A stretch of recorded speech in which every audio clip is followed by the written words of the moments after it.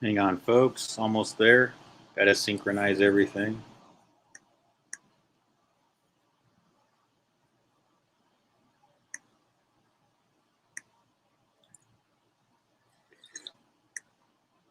Excuse me. You will see me shortly.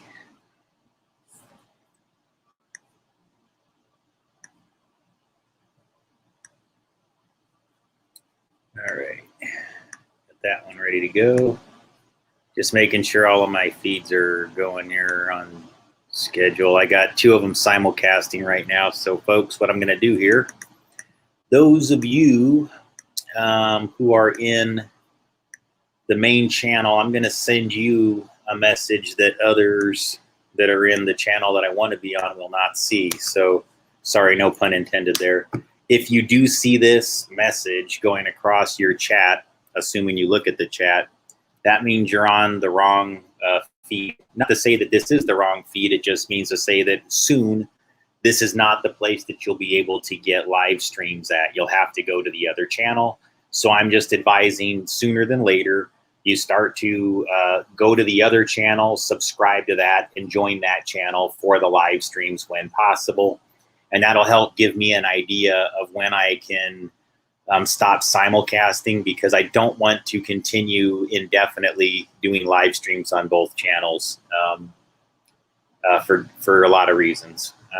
But I'd rather focus the live content more on the mirror channel, because I can do more things with the mirror channel than I can do other ones. So hang on, guys. I'll be on in a second. Hello. I think you should see me by now, but I don't think you can. Oh, yeah, there I am. All right. Hi. Oops. All right. So yes, I just posted a link, and so if you're not at that channel, or if you didn't even see what I just posted in the chat, then it doesn't apply to you. But it's better to be subscribed to both channels, is all I'm telling people at this stage. Okay. All right. So I need to stop this, otherwise it's gonna eat up my bandwidth. And then get this chat over here. All right. So I'm good now. Most of my yeah. You're on. So Hype, you're on the right channel. Don't worry about it. You're doing okay. I have another channel, though, if you don't know about that one, that you should subscribe to. If you only know about the mirror channel, then you're definitely only seeing a percentage of my material. I have hundreds of clips that you haven't seen then.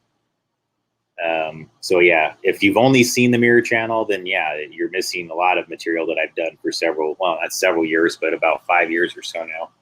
I've been working on this channel, and that's part of the reason why I'm trying to merge the live material over exclusively to the other channel as well. But, either way. And happy Mother's Day for those of you watching today. Hang on really quick, guys.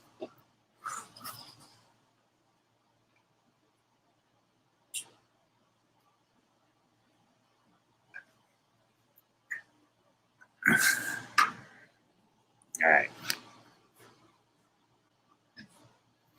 We're good. All right. I think I got everything going, yeah. Everything's synchronized. All right. So yes, happy Mother's Day, all mothers out there. Current, future, past, all of you, thank you very much for joining. I know you probably got better things to do, but hey, whatever. Welcome.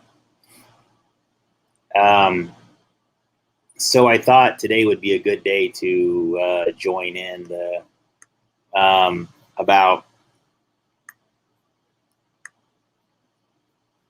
psychic research and things that are known within Hollywood, and just have a broader discussion about psychoenergetics, using the film industry as I guess you could say, just a way to, well, look, there seems to be a bridge between what goes on within Hollywood and everything that I know to be true about genuine psychic research programs at the military level, defense project level, things that were involving Stargate project, sub projects involving Grill Flame, Sunstreak, Center Lane, a lot. I'm trying to think of other ones. There's one called something Gondola.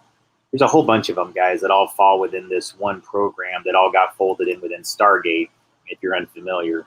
Stargate is psychic research, basically everything to do with paranormal phenomenon, things that, a lot of times they'll get taken seriously, I think, by design. It's basically that nearly every country, I think, in the world that has a defense department or some defense intelligence agency that exploits these abilities would prefer that everyone in the general population think of it as garbage, and that it didn't have any relevance, and that it's just some crappy movie that you saw on, the Stars channel that spawned a decent sci-fi series. Perhaps I've never watched it, but a lot of people seem to like the sci-fi series. I guess the part that I don't like about it is that, in my mind, it's one of those things where, right around the time the Stargate project was officially ending, but I think we all know it continued just under some different fold and under private, probably, ownership. And I'm sure the government had some of the research, but you know what I mean, guys? It's just, that's good coffee. All right.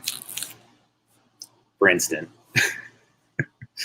But yeah, so around 1995 is when the research officially folded. And then coincidentally, right around the same time is when Hollywood produces a really poorly scripted, big budget sci film named Stargate. Classic Hollywood, guys. And now there's times when I think this is done for menacing reasons or negative intention, and other times where I've become way more conscious and aware that this was done for very positive reasons. Now, how do you tell the difference between something that's called predictive programming, where they seem to be trying to get people to do things based on what they see in a movie, versus something that was just placed there as a defense project, perhaps, to say, hey, we're getting messages that we're told. We don't know where this frequency is coming in from. These things happen, guys. And we're being told, we don't know if it's true, that this message is coming from the future. And we don't know if we should take it seriously or not. How do we, those of us who've seen evidence that this is actually happening, and that somebody seems to be breaking the time perception barrier and sending us messages from the future to the past, this seems to be what happened, guys. You can accept it or not. How would we, not knowing if it's true and with no ability to travel to the future, how do we even know that we can trust that? Enter Masonic societies and other groups, right?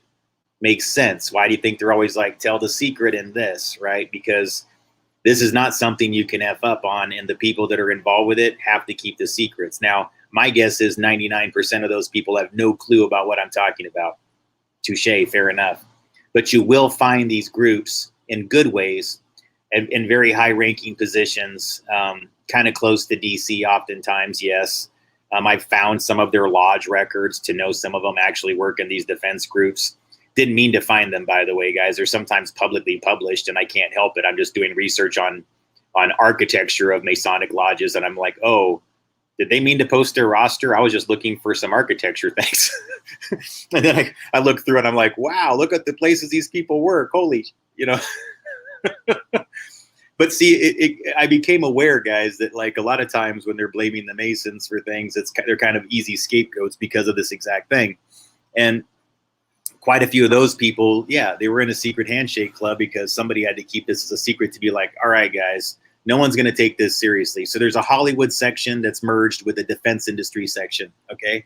Now, what this was about effectively was they agreed to fund and certain projects, it seems, and this is not really, shouldn't be really surprise anybody, but quite a bit of things got help via the defense industry simply because they knew that they needed to add information to these films. So they would be like a fake producer that's sort of like, some representation of Uncle Sam is going to be like an executive producer on this, adding a little bit of influence to it to say like, look, guys, go ahead and make Ghostbusters about this, this, and this, but make sure you add in this real detail.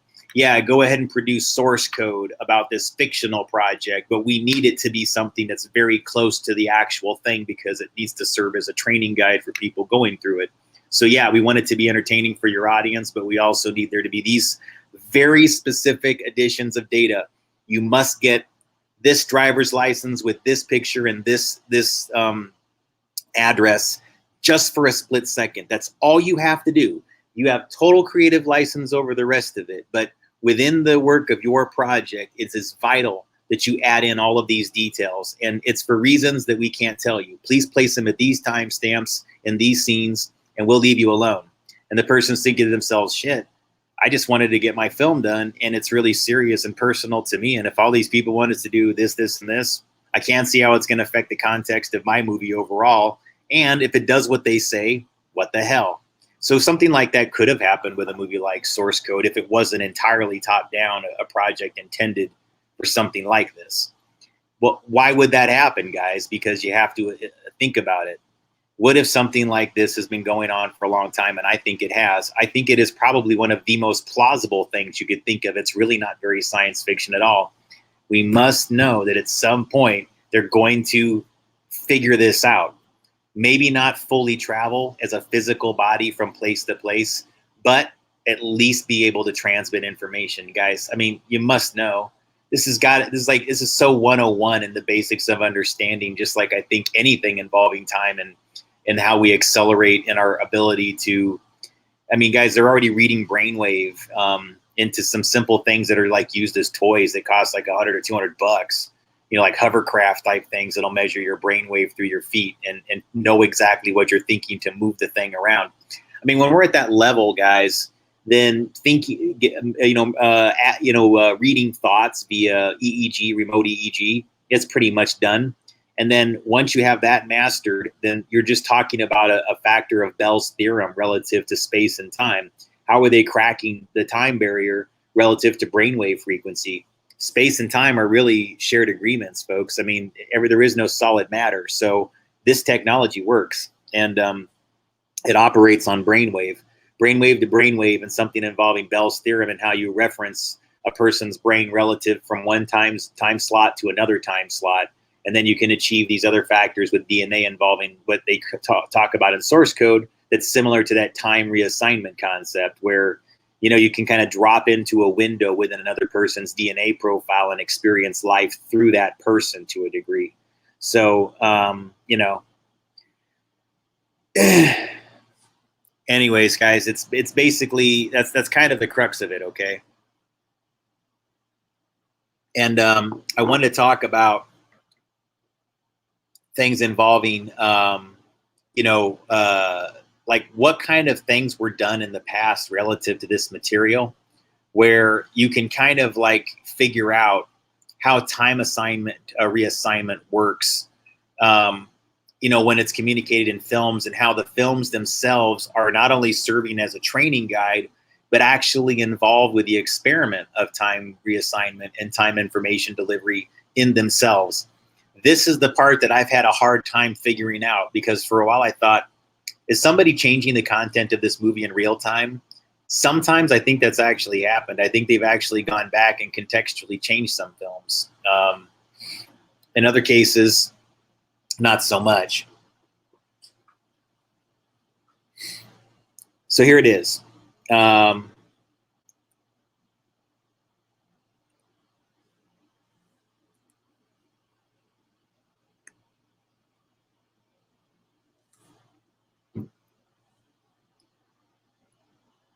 I'm thinking about, I think I'll play you guys this material that I've done on the thing involving brainwave and Brian De Palma and the Fury. And then I'll start getting into showing more specific examples of, like, the Fury shows a great brainwave test. Exorcist 2 is another one that shows a great brainwave, like real way of hiving together two minds using light frequency going around like this, and a tone that goes like, and the light synchronizes the two people, and they get clocked together, and their brains start to hive together, and then you start to experience some really strange space-time perception things. Now you're getting into things where, yeah, you're breaking the barrier of perceived time, but really, then you're also kind of in a way breaking the barrier of perceived space simultaneously. They're in synchronization. I don't think you do one without doing the other within the human brain. maybe I'm wrong about that. Again, guys, I'm kind of going off of intuition with that, but I've experienced things before that are really, you know, how do I say it? I mean, I did things to get myself there involving light frequency and involving audio entrainment. That's why I find like Preston Nichols' Montauk chair experiments pretty fascinating. I didn't do anything that sophisticated. I was using headphones and a large amount of bass, and the way that I would surround my or place the audio within my eardrums was very, very I don't know what to tell you. It was like really intense. It was and then I would surround myself with bright light while I did this, and this would just seem to have effects, guys. It's hard for me to say. I could go into some other places, I guess you could say, meditative wise. It does kind of take you to another zone. You don't know what you're experiencing, and it doesn't require like drugs or chemicals or anything like that. It's just simply audio and light. So I know there's something to it because I've done it independently without synchronizing to somebody else. It was a strange kind of almost, I mean, it's not really sensory deprivation. It's the opposite. It's almost like sensory, you know, overstimulation. It's like, yeah, that's what it is, guys. It's almost like you achieve this something similar to sensory deprivation by doing something akin to sensory overstimulation, flooding yourself with light, flooding yourself with a large, like a very thick, heavy audio pattern that synchronizes your brain. Yeah, it's these two opposites that I think that do something different within your maybe one pushes more of space and the other one pushes more of time. I mean, maybe it's that simple as far as how we perceive it. I don't know, guys. But I've gone through some strange things, and I've seen some strange things happen right in front of me to know that it's really no joke. It's a thing. So how would you tell people about it who don't understand it, or give somebody a better education in it who may want to know more, or maybe experiencing something and not understand what's happening?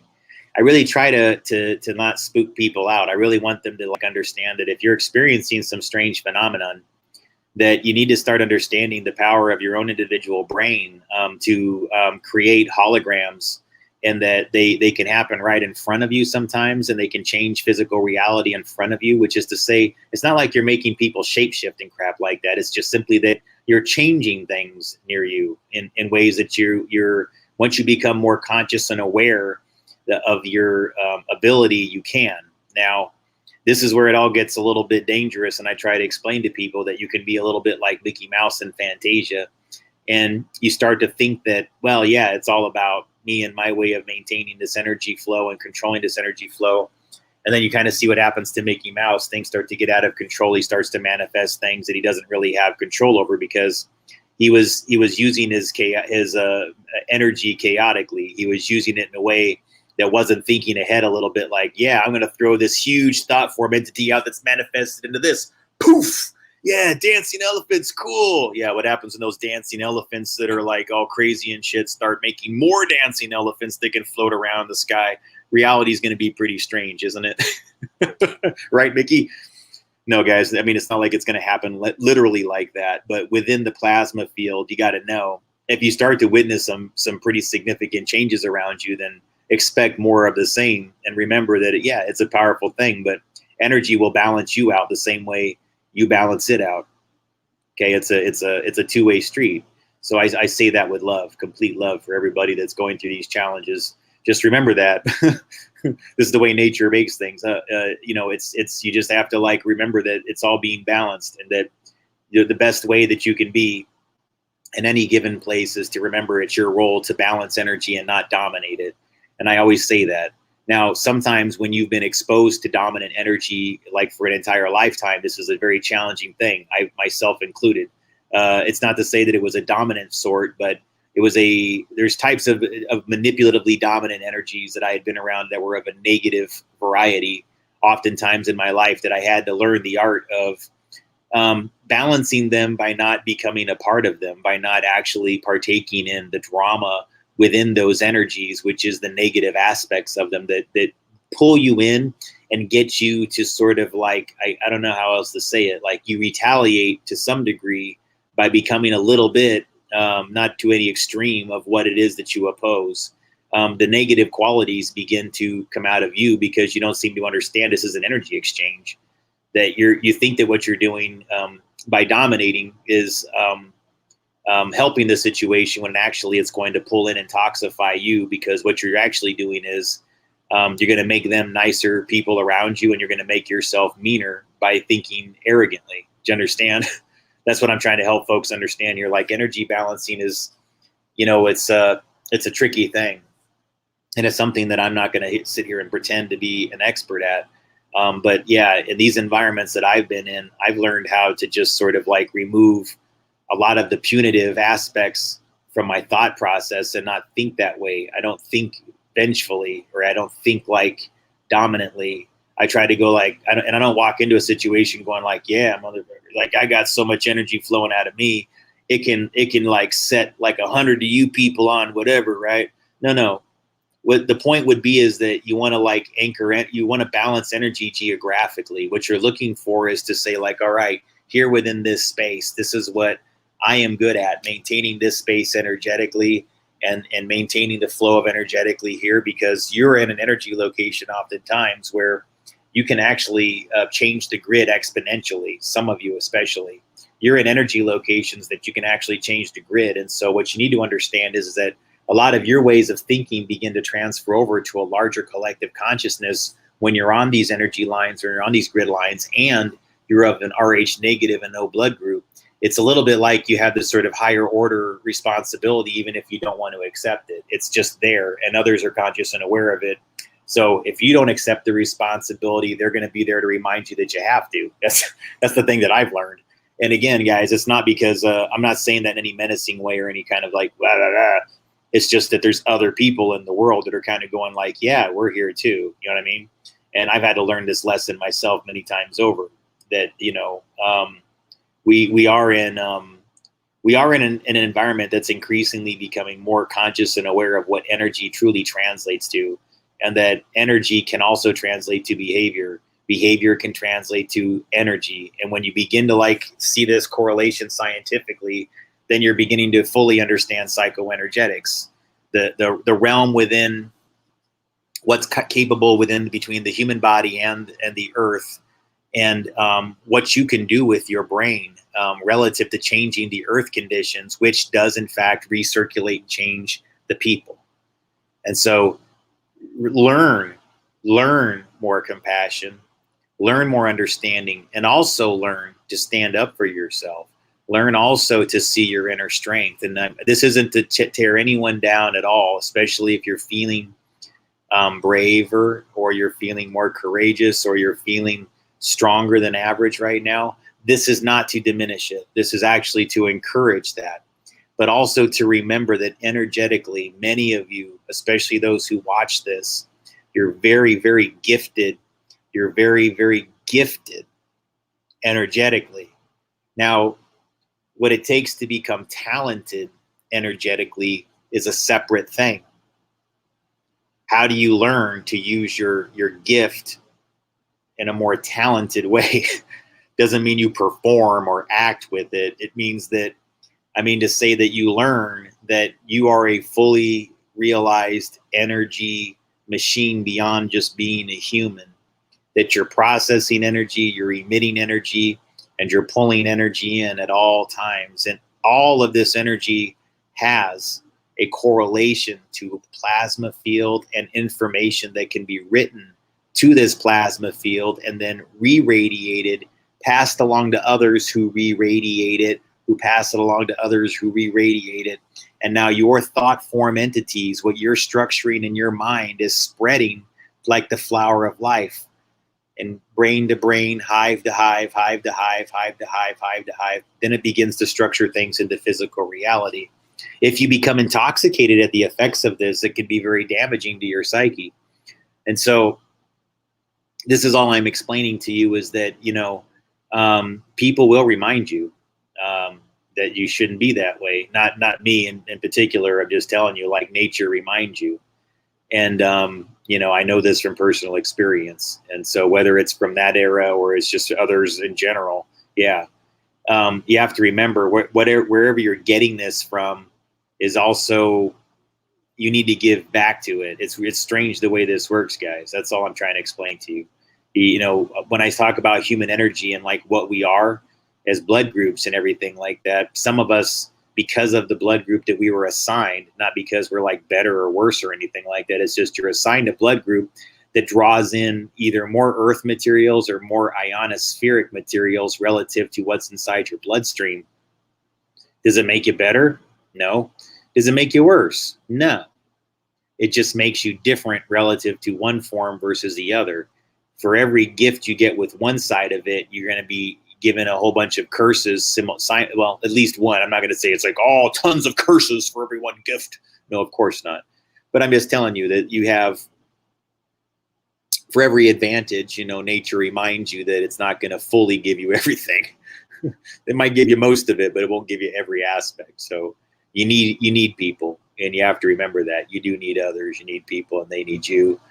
And you know, that's always important to keep in mind when you're starting to learn about your gifts, and then honing them into abilities, and then, you know, learning to use them as talents, I guess you could say, right? Because there's abilities and there's gifts and there's talents, and I think you have to kind of know which one is the difference. You know, talents, abilities, and gifts. That's TAG, right? Whoa, talented and gifted, right? Okay, so that was an educational program, so maybe that's why it's in my head, like gate and tag. But yeah, let's talk about it more in terms of that, guys. Yeah. Well, hey, there's a gator.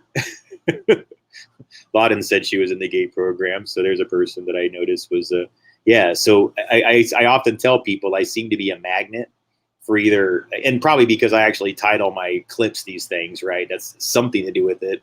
But yeah, I'm kind of a magnet for people that were either in the tag program, the gate program, or who were an ACE. Very seldom do I even hear others that were an ACE, because it's more of a rural, low budget kind of form of tag, and that I don't think that many people had to go through. The only reason why I was an ACE was because I left one of those big city schools, or you know, suburban big city schools near Seattle, and moved out to Hanford, where, you know, these are not big schools. You know, you ride the school bus for an hour and a half every day there and an hour and a half back.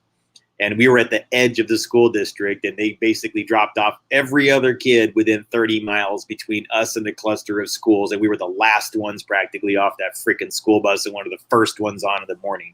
Seriously, you guys, can you imagine getting on the school bus at 6:30, you know, 6:35, 6:30, like every day? That's what I had to do to get to school to make it on time to class by 8:30 a.m.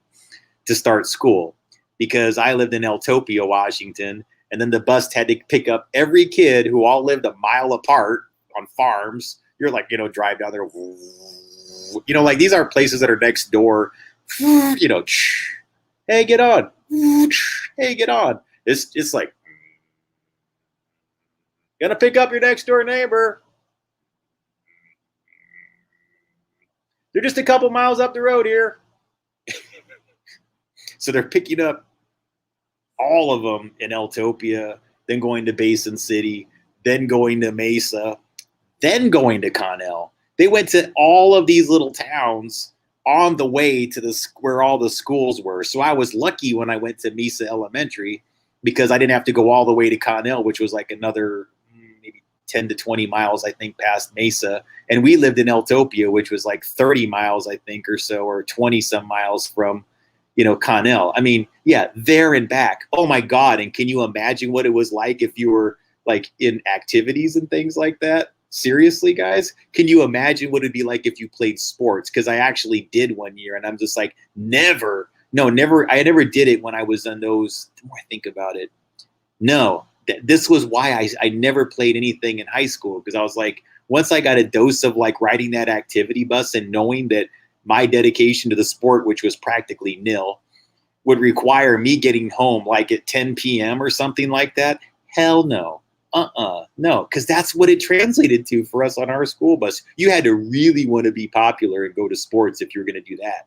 If you lived in my town, yeah, like you're talking way the hell away. So anyways, yeah, Lauden, I really do think that's what we're going to learn, honestly. Yeah, seriously. That we're all like a bunch of the tag and gate people. We're all like kind of drawing in like magnets. It seems like tag and gate and then the RH factor. It all seems to be this cluster of things that like, it's like, it all like what's happening, you know? These people all just seem to be like, you know what's even weirder, guys? I'm not going to say who this person's name is, but they're in one of these yearbooks that I have here from Wellington, okay? And if they recognize me, cool. You know, they can always send me an email because maybe they remember this happening. But I hadn't seen this girl, and it wasn't anything like a childhood crush or anything, guys. Like we weren't like that in school or anything, okay? It wasn't anything like, oh, no, it wasn't like that. It was more like, it was just a girl that I knew from school.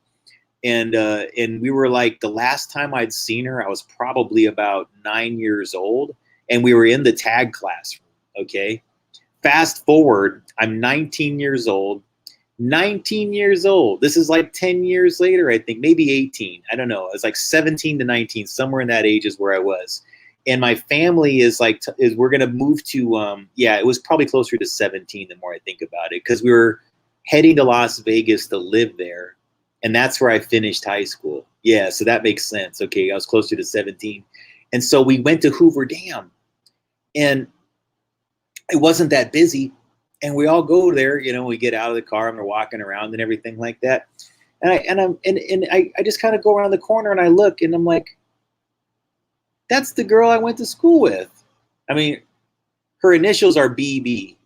She actually has the initials 2-letter B in case that I don't want to say her name out of respect for her privacy, but it's just trippy, you know. Hey, Lisa. Yeah, thanks for joining too. But yeah, I mean, like I'm telling you, like this channel really does seem to draw in the tag classroom thing, and I'm telling you that and like, I don't want to say anybody else's whatever, but I've had like multiple people send me emails and go like, I was in the tag program, I was in the gate program. I've had all these weird things happen to me. So if those of you who are looking for some validation, or if that's why you're ever drawn to my material, yeah, you need to know that just seems to be something that I think is a consistent thing. It's like nearly everybody that I talk to, they always say that they've experienced psi phenomenon or felt like they had a much stronger psychic ability than the average person, or that they could do some degree of remote viewing, or or they just had weird abilities they don't understand. And so I think that's probably why my material is compelling to them, because I can be like a person that can say to a person like, all right, yes, number one, you're probably not wrong, and here's how I can validate why from personal experience. Now, I was in the tag program in Wellington Elementary School just outside of Seattle, Washington, okay? Now, this was in the it's called Wood Duval area, okay? And now, at the same time I entered the program, my brother had already joined the program. He's 3 years older than me exactly. Now, I happen to know that Science Applications International Corporation basically managed all of this psychic research. And I just don't think it's a coincidence that they hired my brother, because the same brother that I went to school with, who was also in the tag program, wound up getting hired in 1993 to 1999 by the company that was in charge of Stargate Project through Edwin C. May. Up until 1995, they had like 90% of the psychic research. So you think it's a coincidence that that company hired my brother, who was also in the tag program with me, and that not only was he in the tag program at the same time as me, he was literally in the classroom next door. My teacher was, one, and all you had to do, because they kept the tag kids all like in an open learning environment. They only closed the door maybe half the day. And you could go back and forth between the primary grades and the what do they call them? Primary and crap. Why am I forgetting the terms? Primary and intermediate. That's it. Primary and intermediate. And so yeah. And so the primary and intermediate grades, they had two different teachers that basically separated all these little genius kids, and it's because we had to share computers between the two rooms, and most of the computers I think were in our room where the primary grades were. And so the kids that were older could come in and use the computers quietly, like while we did our classes or whatever. But we were all like using, this is like 1982. And so we were using like Commodore PET, Apple machines, that kind of thing, and writing programs, basic programs. I got to be honest with you guys, though. I was probably one of the top underachievers in a classroom just filled with geniuses. And I never got my classwork done on time. I was the Bart Simpson. I was too busy making fart sounds and jokes and trying to impress people with my impersonations and and showing how much I can like act out to make them laugh or whatever. So I was always doing that instead of like my assignments. I was very easily distracted. Always have been. So sorry, guys, if you're ever looking for, my brain's worked like this basically since I was a little kid. So it's not much has changed. Yeah.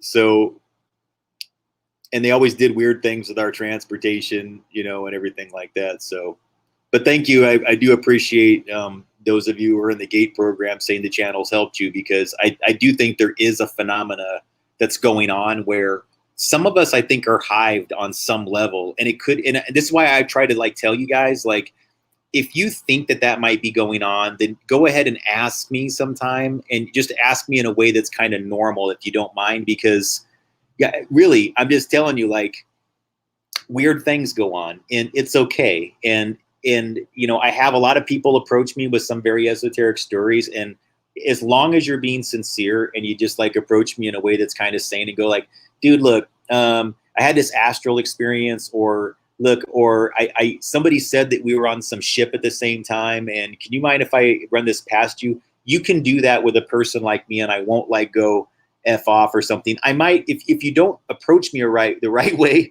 I might kind of like hold off on getting back to you for a very long time, only because I'm wondering what this is about in some cases. But overall, guys, yeah, like if you tell me you're going through something and everything like that, I'll do my best to to help explain it, because there is some strange phenomenon, guys. I was on the Basis project, and that just seems to invite all sorts of things involving space-time manipulation, the USS Eldridge, the Phoenix, the Phoenix project, one of them, just not the variety that you're used to hearing about. And then there's another one like the Montauk thing, and then things involving Project Rainbow and things relative to the USS Eldridge.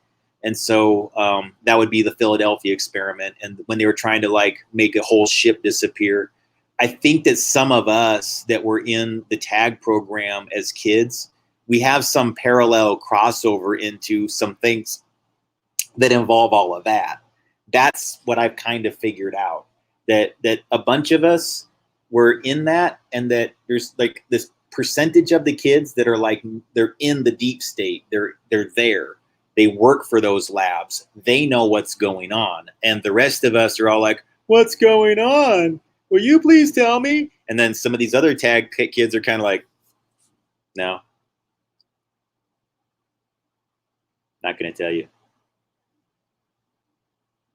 Oh, were we in class together? Did I work at SCIC? Oh, while it was called Stargate and you're in the GATE program, don't know what you're talking about. That's what I deal with, you guys. So, I mean, what would you like me to do? So I do the best that I can to tell you guys, like, yes, some people that were in the program within those scholastic programs seem to be involved with this. When you add in the fact, guys, that one of them's connected to something called Tagaris as a business, not going to say more than that. 2 words, Tagaris, an heiress of the TAG kids. I wonder who the heiress of the TAG kids are.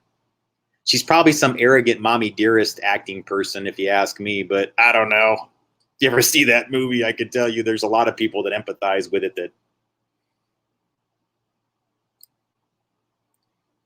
I actually, let me put it this way, guys. Sometimes watching scenes from that chill me to the core and almost make me cry. I don't want to be a downer. I'm just telling you, man, that movie just like gets to me. So, Thank you, Lisa. I appreciate that. I'm trying to approach this with more humor, because I don't want this to be tragedy or anything like that. You guys, we have to find a way to like get it out and talk about it, but also bring it into the, I want us to transmute these things, and I want us to change it. I think laughter is how we change things that are negative within physical reality and manifest something better into the metaphysical. That's why it's such an effective tool. That's one of the reasons why I've been talking. Like I've had to really think about what I'm going to do, lately. And I go, it has to involve the humor. It must involve making people smile more and less involving, talking about what's scary. And so I know that like whatever I'm working on as far as a book or anything else like that, I don't want it to be like, this is what's wrong. I want it to be about like, all right, man, this is the situation, ladies and gentlemen. So, here's what I know. Here's how I know it. And here's how we just like lift ourselves up by the bootstraps and get going and figure it out, because we've really got some heavy lifting to do when it comes to getting things done in the metaphysical to bring it into physical reality. That includes understanding what I just said and beyond the Gaia Mother Earth level, because that's our problem. It's all Gaia Mother Earth. And like a lot of us that were in those programs, we're not wired that way. We just go like you ever see The Fifth Element with Chris Tucker? Like, it's like, stop it. That's how I feel sometimes when I hear the Gaia Mother Earth explanations. I just kind of go like, stop it. It just, like, I want it straightforward, please. So that's why a lot of my material, I'm going to give you guys the documentaries. I'll tell you what's wrong.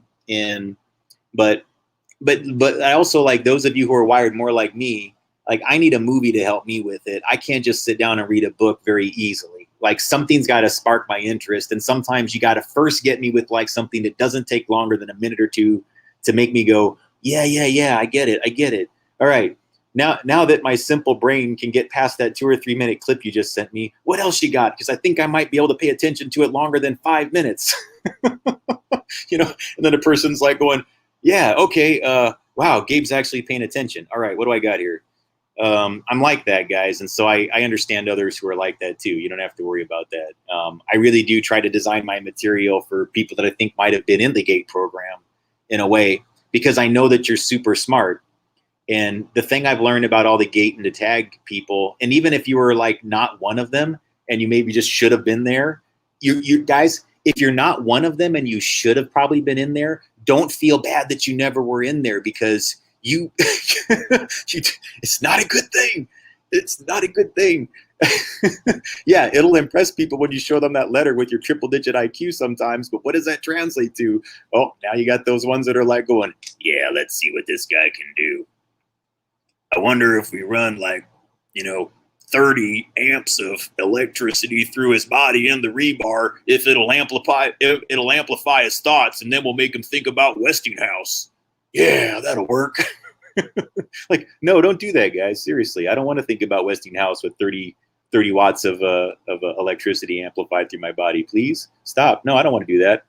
Can I ask for permission on this? It's like the beginning of Ghostbusters, where Peter Venkman is flirting with the blonde and everything, and she's getting all the answers wrong, but he keeps telling the other one, like, going, wow, you really have a gift for being psychic, and he keeps shocking the other guy. Sometimes I feel like the other guy that's being constantly shocked, and I'm like going, I'm getting a little pissed right now. So I want to take the Peter Venkman bias out of it. Yes, definitely.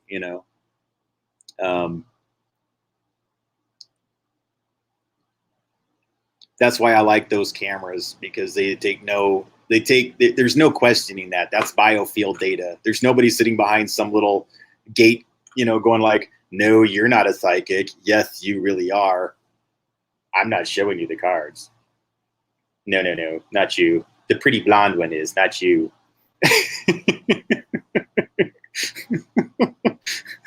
It's like that, guys. In fact, I'm not even sure that if that's what happened, they wouldn't even tell the pretty blonde that she was psychic. They would just sit there and go like, I don't think you have the gift, but you might get there. It'd be something like that. They would still lie. That's what I've learned about these people. They really try to keep it to themselves. They don't want you knowing that you're gifted and that you have something inside you. And look, guys, I think there's good people that would want you to not believe it, and there's bad people equally, and for good reasons. Now, I don't agree with people that are telling you that you're garbage or anything like that, but I do understand why they sometimes tell people like, hey, slow your roll a little bit, because if you're going to be like Mickey Mouse in Fantasia, you really are. You've got to chill out, because, yeah, you can bend plasma. Dude, you can do this. Yes, ma'am, you can. All right, now that you know that, now what are you going to do?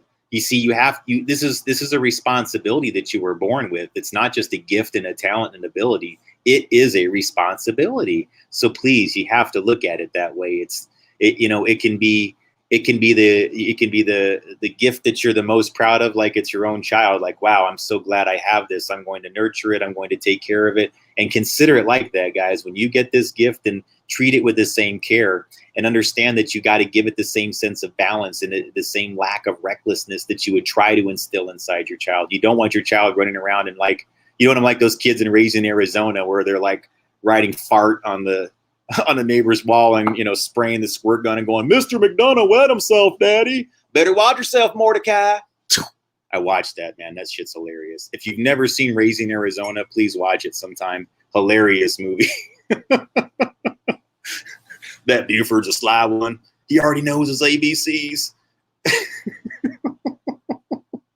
Have you guys seen this, Raising Arizona? It's so good. It is so good. I'm telling you. It really is. Hilarious movie. Sorry, guys. I haven't been keeping up on the comments. I'm not trying to ignore you here. But thank you for the compliments there. I appreciate that. I am feeling more humorous tonight in general, because I just feel like this is the solution overall. So I think you'll get more of this in general. I think, overall from my material, assuming that I maintain my pleasant state of things have been a little bit calm lately for me. So it's easier for me to approach things with humor. So those of you who've helped make that a reality, thank you again. I do appreciate it. Without your help, I would never be able to do this. And I would never be this calm without you. I can assure that. This is all reliant upon a number of different factors, and you make that all a reality. So it's your financial support, it's your spiritual support, it's all of it that make it a reality, folks. And I do appreciate that. So I don't want you to think that this is not for nothing. It's because people around me make it a reality. That I know. So thank you. I don't want that to be left unsaid. Okay. Yeah. So, oh, thanks for joining there, Laden. Appreciate it. I didn't mean to miss you there. All right. Yeah. Okay, good. I'm glad there's some Raising Arizona fans in here, because spoilers for those of you who haven't seen it, but this is why I love that part, right towards that, where he's speaking of the dream, his dream future, where he has this family, and he's got kids, and they have kids, and they have grandkids, and his kids have grandkids, and him and his wife are just there holding hands, and they're all so old and everything like that. And he can see this perfect future, and they're all and he's talking, it's and these kids, they're not all messed up. They're all well adjusted, and they're sharing things and passing it back and forth back down the table. And, it's just it's this really nice dream, it's really peaceful and everything like that. And just the way that they just do these cool, brilliant rug sweeps on that make you laugh just so much. I remember just when that ended, that sense where he's just I don't know, it's some miraculous place in some far off land, maybe another planet, maybe another universe. I don't know. Maybe it was Utah. Just, to me, that's brilliant. That's it doesn't get much better than that. It just doesn't. That's one of the best written, and the way he says it is perfect, and the soundtrack and the score at that moment in that scene is just so, because they bring you in so much. It's ding, ding, ding, ding, ding, ding, ding, ding, ding, ding, ding. It's just, it reels you in so much. It hits every note, you're almost ready to cry because it's so sweet. It's just, and the way they get you with that one last silly thing, maybe it was Utah. Just, yes. Great movie though. And really, guys, everybody in that movie is good. There's almost no bad performances in it. It's just so freaking funny. And it's just about this couple that want to be parents so bad they go to the extreme of kidnapping one of the Arizona quintuplets. There's like this rich furniture store magnate that owns, this company called like Unfinished Arizona. And his wife takes a whole bunch of fertility drugs and winds up having more kids than she knows what to do with practically. And so this couple that learned that they can't have any make the decision like, well, they got too many and they're not going to notice if one's missing. And so they go and go and steal a kid. It's like, it sounds like it's a really nefarious movie at its core and everything like that. But when you see it all transpire, you're just like, wow, this movie's brilliant. It actually is a really sweet-natured movie. It's one of the early Coen brothers movies before. Well, they'd already done Blood Simple, which again, guys, I have a very strange connection to Blood Simple. I don't even know if I should tell this. Yeah, I may as well, since I said it. I can't leave you guys hanging on this, but I met a woman that, again, I was in a very close relationship with that. It wasn't until after we'd been together for a long time, I think like a couple of years, that I said, yeah, I was going through all my old things and I found this calendar entry that had all the movie times written on it. And one of them was for this, it was like a 1 week showing of Blood Simple, the director's cut by the Coen brothers, where they re-edited the film slightly and then placed it back in the theaters in a cut that they were happier with, and they felt like, brought out more of the movie in a better way. And I don't know what the difference is, guys, but I just had always wanted to see a Coen brothers, like a classic Coen brothers movie in the theater. So to me, it was just really appealing. This was sometime like in the year 2000, I think. It's been like 20 years. And this woman I met, I don't know, 2007 or so, maybe. And so while I knew her, I opened up this calendar entry and I was like, yeah, I can't believe it.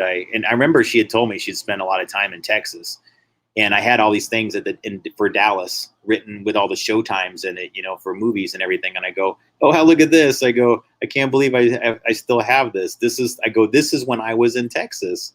I go, I used to go to training sessions for Northern Telecom, and I didn't know what to do because we would sometimes be there for 1 week or 2 weeks, and sometimes have an entire weekend where we stayed where we had nothing to do. So I would try to like see movies and classic films and go to see independent films a lot of times. And so these are all the ones that I wrote down. And she was like, no way. And I said, what? And she goes, I stayed in Dallas. I used to have friends that I would go visit in Dallas around that same time. And I went and saw the 1 week, that exact same time that you did. It had to have been spaced either that day or within a few days of when I went. And this is a woman that I wound up like meeting in a completely different state in Oregon. She wasn't even from Texas. I wasn't from Texas. And it turned out that we had actually been in the same theater watching the Coen brothers film Blood Simple right around the same time, or had sat within the same rows of seats within a day or two of each other, which to me just seems like a really strange coincidence, like not one at all almost. It's really weird, And so I've always kept that calendar entry just as a reminder of the way that these synchronicities kind of really do occur, They're really not meaningless. I think that things like that happen for a reason. I mean, then of course I wound up meeting this person again years later in a pretty much what seemed to be random way. I don't know. Maybe it wasn't, but I don't think it really matters. I think the fact that it all synchronized again, however it manifests within physical nature, it's still pretty miraculous. And then the more I learn about what that translates to when people have a shared experience, like seeing the same movie in the same theater at the same time in the same geographic location, there's all these things that feed into that, especially when it's on an energy line or an energy center. So that's kind of at the root of this conversation, even though I've been kind of like doing a lot of like whatever tonight. Yeah, I wanted to get into like the whole idea of like what's going on with psychic research. I try to think of some of the documents that I have that really tell it best. I'll probably start with the one that got me in trouble, frankly. This is the one that seemed to piss off people within, quote, the family, and I won't say much more than that. While I was making this clip, I was this is when I first ran across Robert Bigelow, who owns Bigelow Aerospace, his name. I've learned in the last couple of years from these viewers here in my channel, something I did not know because I just didn't care, is that he, I guess, owned, what is it called, Skinwalker Ranch or something like that, which is known to have a lot of paranormal phenomenon. And I'm told that he's heavily involved with psychic phenomenon and gets heavily involved with psychic research programs as far as funding them or providing whatever. So it seemed very strange to me that one time after researching all these things about a year ago, I, probably not by happenstance, but by through some degree of IP address rigging, I'm somehow forced into a building owned by, of all people, Robert Bigelow of Bigelow Aerospace. And that's the same building that I wound up having an X-ray machine go off over my head. And I took footage of it, guys. Like anybody who's ever heard an X-ray machine would not deny that I had this, it was going off over and over again, several times before the HVAC would kick on. So, you know, to me, the hubris of something like that is pretty bold. I mean, that anybody would do something like that to begin with, but like not even conceal it better. I mean, surely there's got to be a better way to conceal that sound, man. That sounds like an X-ray machine. How the hell could you say it was anything else? It was trippy, but and maybe it was just a sound effect to freak me out. I don't know, man. That's possible. You know, it's possible, guys. I don't know. But that's why I was kind of like, guys, will you take a look at this? I mean, I streamed it and everything. Like, I promise you, I'm not making this up. Somebody needs to come out here and listen to one of these things and tell me if they're hearing an X-ray or an HVAC. I'm hearing an X-ray. So, you know, listen, guys, if you do mention Robert Bigelow in one of your reports, just keep an eye out. Just saying. And I have to show you this. I have to show you this.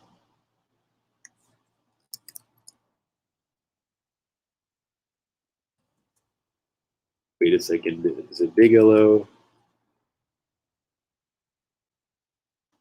Here it is. Yeah, this I got to show you guys. Maybe you've seen this.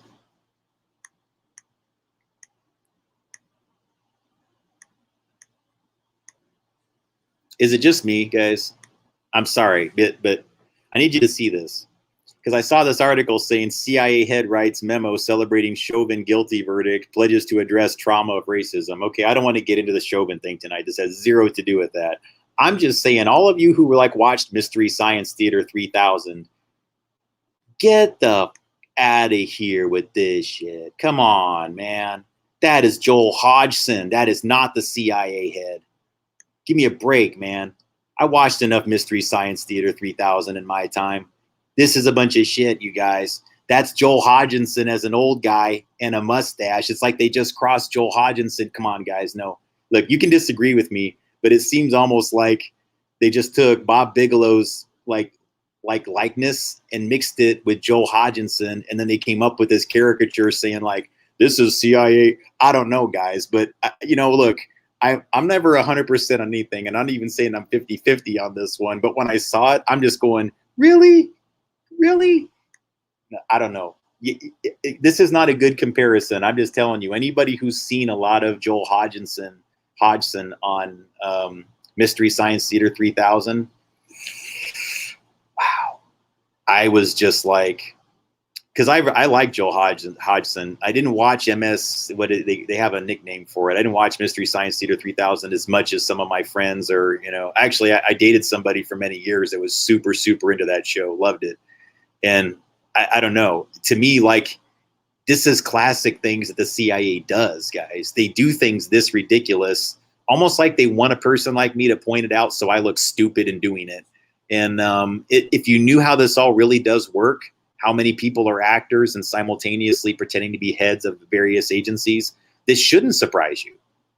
How do you think that lady that ran the DEA, Ms. Leonhardt, had the name Leonhardt? Not saying Leonhardt is not a name, but I don't think it was really her birth name.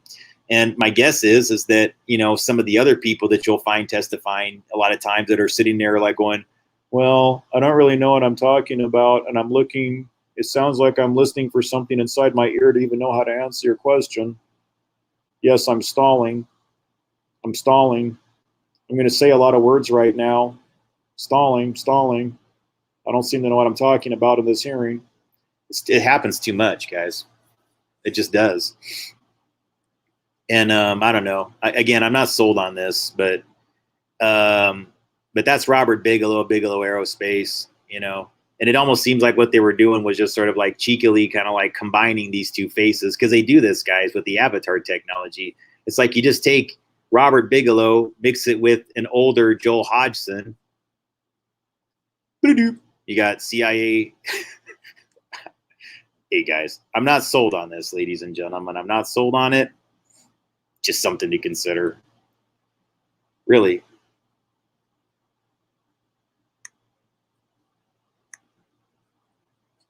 All right. It's only because I feel like right now they're going out of their way to gaslight some of our perceptions, folks, you know, mine included. And I think some of us are figuring out like that these, like we've talked about in this chat, there's something bigger going on with the tag programs. There's something bigger going on with the gate programs, you know? So we got to figure this out, you know? What was the larger purpose and what was the deal going on there, you know?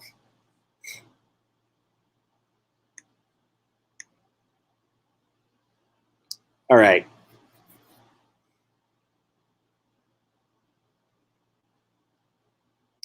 I'm not sure if I want to do this whole Project Scan 8 remote viewing research, because that one's kind of hard to hear. So I think I'll just go straight into like part 7.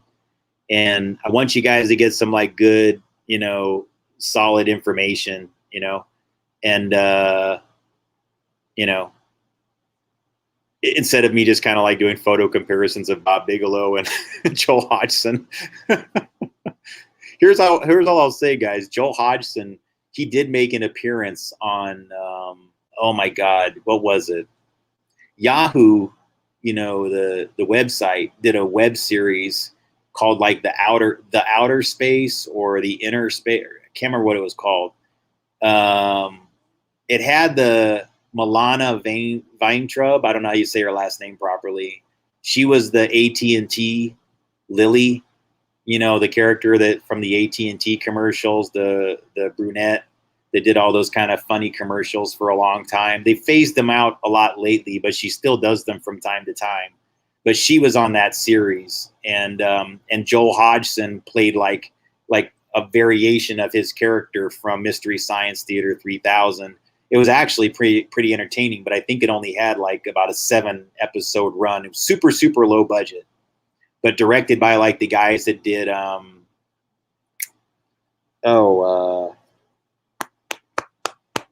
like Paul Fig, I think. So like people that were involved with Freaks and Geeks, and I don't know if anybody was fans of Freaks and Geeks, you'd probably like the way the humor that goes. But it's like an outer space show. If you were to like take a Freaks and Geeks type vibe and element to it and mix it into an outer space thing, and it was on Yahoo. I don't remember the name of it exactly though, but it stood out because it had Milana Weintraub from the AT&T commercials that I remember, and Mystery Science Theater 3000 guy. Anyways, you guys can do research on that if you're curious for something that'll make you funny. I'll try to find it while this is playing, actually, in case you're looking for something humorous. I don't know. It's up to you guys. I try not to like get people to see things that are more Hollywood or whatever, but my guess is there's probably information in it. If I had to guess, I'd have to go back and look with a fresh set of eyes, because as I was doing more research on these things and learning more about the timeline things, like that's kind of the topic tonight, I've had to reevaluate things. I tend to go back to 70s and 80s movies and reevaluate them. And I'm learning, guys, that Dan Aykroyd in particular is really like him. Sorry about my nails, guys. I can't find my clippers. Seriously. But Dan Aykroyd was involved with a lot of, what do you want to call it?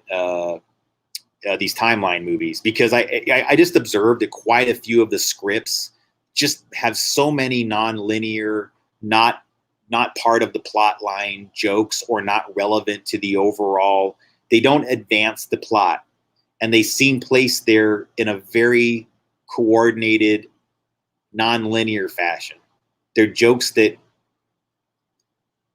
they have, like, I guess, like an echo effect as far as how often they're relevant as far as time slots within reality. That's the best way I can describe it. It's difficult to explain unless it's something I think that you've experienced.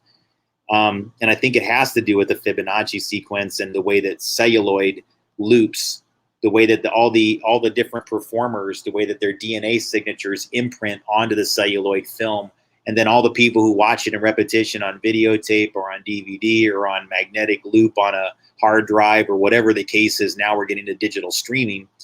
That all those years of looped repetitive plays, I think, have actually kind of given these people more influence. And it's feeding into this influence layer in ways that I don't think that they're always conscious and aware of. And that's where a lot of my research has been going, as far as like when a person has been placed into the collective consciousness in a way that's a bit artificial.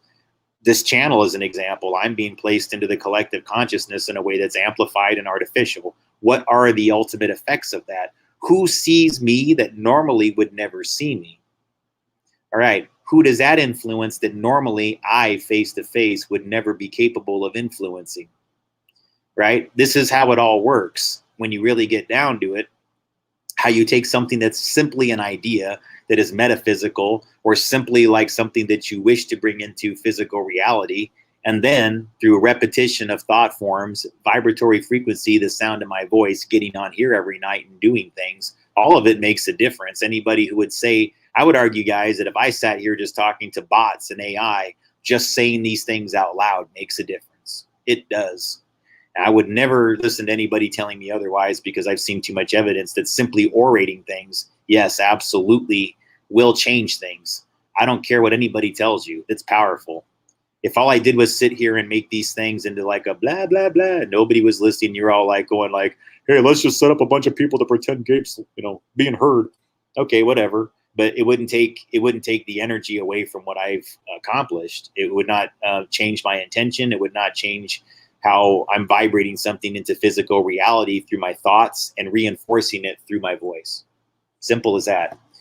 And so getting into that, I'm going to play part 7 first of the energetics material. Then I'll come back in after that, and I'll add on to that material. And if there's a reason to stop in the middle of it, I will. But this one's getting into what are the specific mechanisms of measuring brainwave, and why is it relevant to people that are wanting to know more about psychic research and about the way people operate relative to thoughts become things, etc. So, all right. Thank you for the feedback, everybody. Appreciate that. Miranda, appreciate it. Lisa, thank you. And I'll be right back.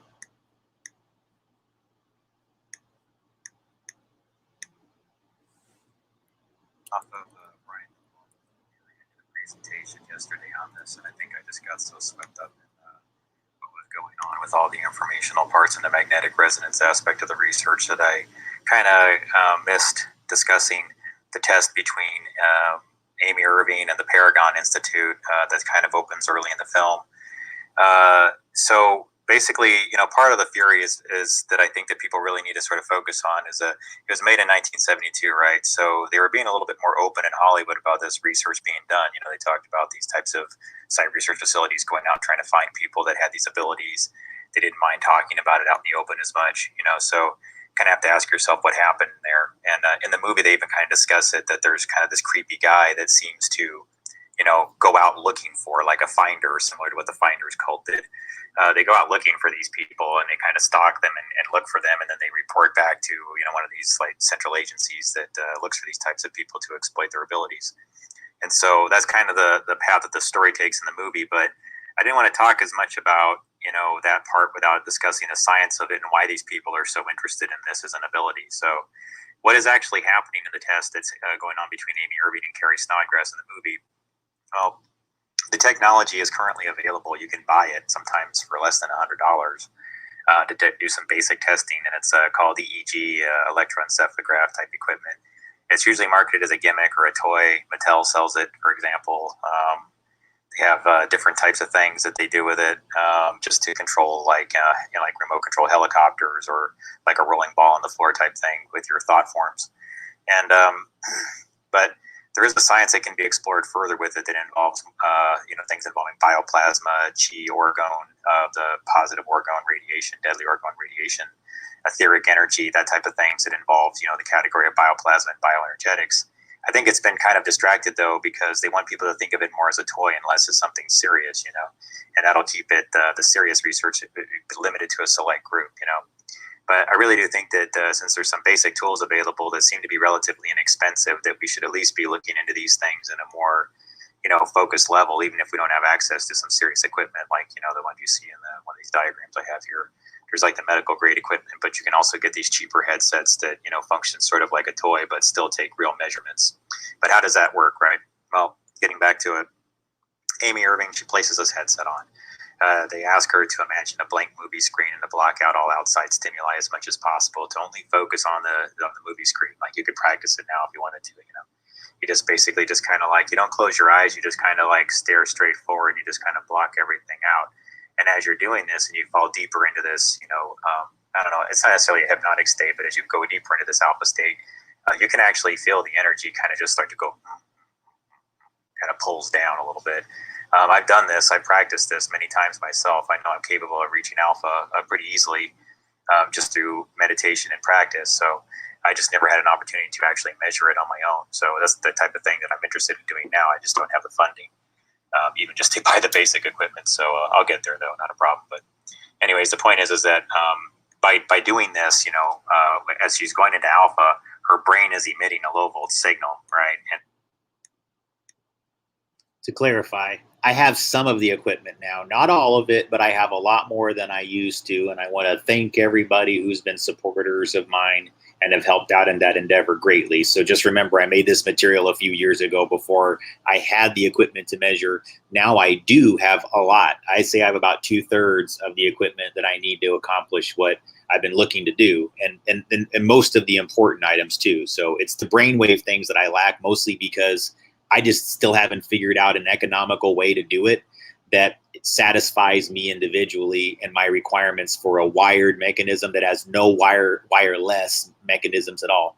That's because I don't want anything that involves brainwave measurement to be a Wi-Fi or Bluetooth connection between the brain to the device that measures it. This is extremely important to me, and all of these little, sorry guys, I'm just, this is my little engineer brain, like my geek brain going grrr, because what is the point of measuring brainwave if you have pulsed Bluetooth 2.5 gigahertz or pulsed Wi-Fi 2.4 gigahertz next to your skull? By definition, you interrupt the brainwave pattern that I'm trying to measure. And to me, a wireless or Bluetooth connected headset that measures brainwave is certifiably worthless for what I'm trying to do. That's why I'm sorry guys, I had to interrupt for this reason, because it's just my geek engineering brain saying that's why. But again, saying first of all, thank you to everybody who has helped me get to the next phase of measuring things. Thank you very much, everybody. And then beyond that, yeah, that's the thing that's lacking, is the brainwave EEG. And that's the only reason why. I don't even know what I want. I'm too difficult to please with this. That's it. So just had to interrupt for that reason, guys. It's not a plea for anything or anything else like that. It's just mostly to so that you know where my status is relevant to when this presentation was done. It was done a few years ago or 2 years ago, and I do know more than I did when I made this. So anyways, thank you for listening. And that translates to a very specific measurement. So you got to think of it in terms of both frequency and amplitude. Okay, so there's an amplitude to the frequency that she's generating by having that headset on her forehead there. And so that disc, that cup that's on her forehead, it's actually measuring the frequency, so that waveform, what it looks like. So as she's going into alpha state, how do the bursts, how the waveforms get measured? And then it's actually measuring the amplitude. So how much like electrical signal is she generating when she goes into alpha state? See, and this is where I think that they kind of hide some of the research as far as different blood groups and different types of people and what they mean to psychic intuition, psi ability. I think what you'll probably find if you start doing more research is that people that are like Rh negative and similar types of blood groups, like people that are like universal donor blood types, like O negative, I think, or those types of things, you'll find that there's something involving the iron content and iron oxides inside the hemoglobin processing inside their blood that I think has something to do with what makes them unique. And it's not just that they can do those things. I think oftentimes the reason why they're more intuitive or have psi ability is just because of that metal content. It's really not like it should be considered anything sort of esoteric in the classic sense. It's really just chemistry and alchemy in a way. It's really just that a person, just like an antenna in a cell tower, you have copper as a kind of a conductor inside the coaxial cable. People, when they have different metals inside their bloodstream, can probably just be stronger conductors just by virtue of that content. And then when you consider that there's coils inside there, and then through the modern processing of foods and things like that, we have more shaved metals and things and metal particulates being introduced into our foodstuffs. Whether it's intentional or unintentional, it just happens. So there's just more of these things that are introducing metals into our bloodstream and into our environment. And then if you think about it, that sort of creates like an amplified grid to the people that have certain bloodlines. It's a hypothesis, but it's a measurable one. So as long as there's cheap equipment out there, I think that there's ways that we can integrate this into researching things that involve orgone. And then, how the brain reaches different states and what type of electrical signals can be generated, because there really are actual concepts involved with this. So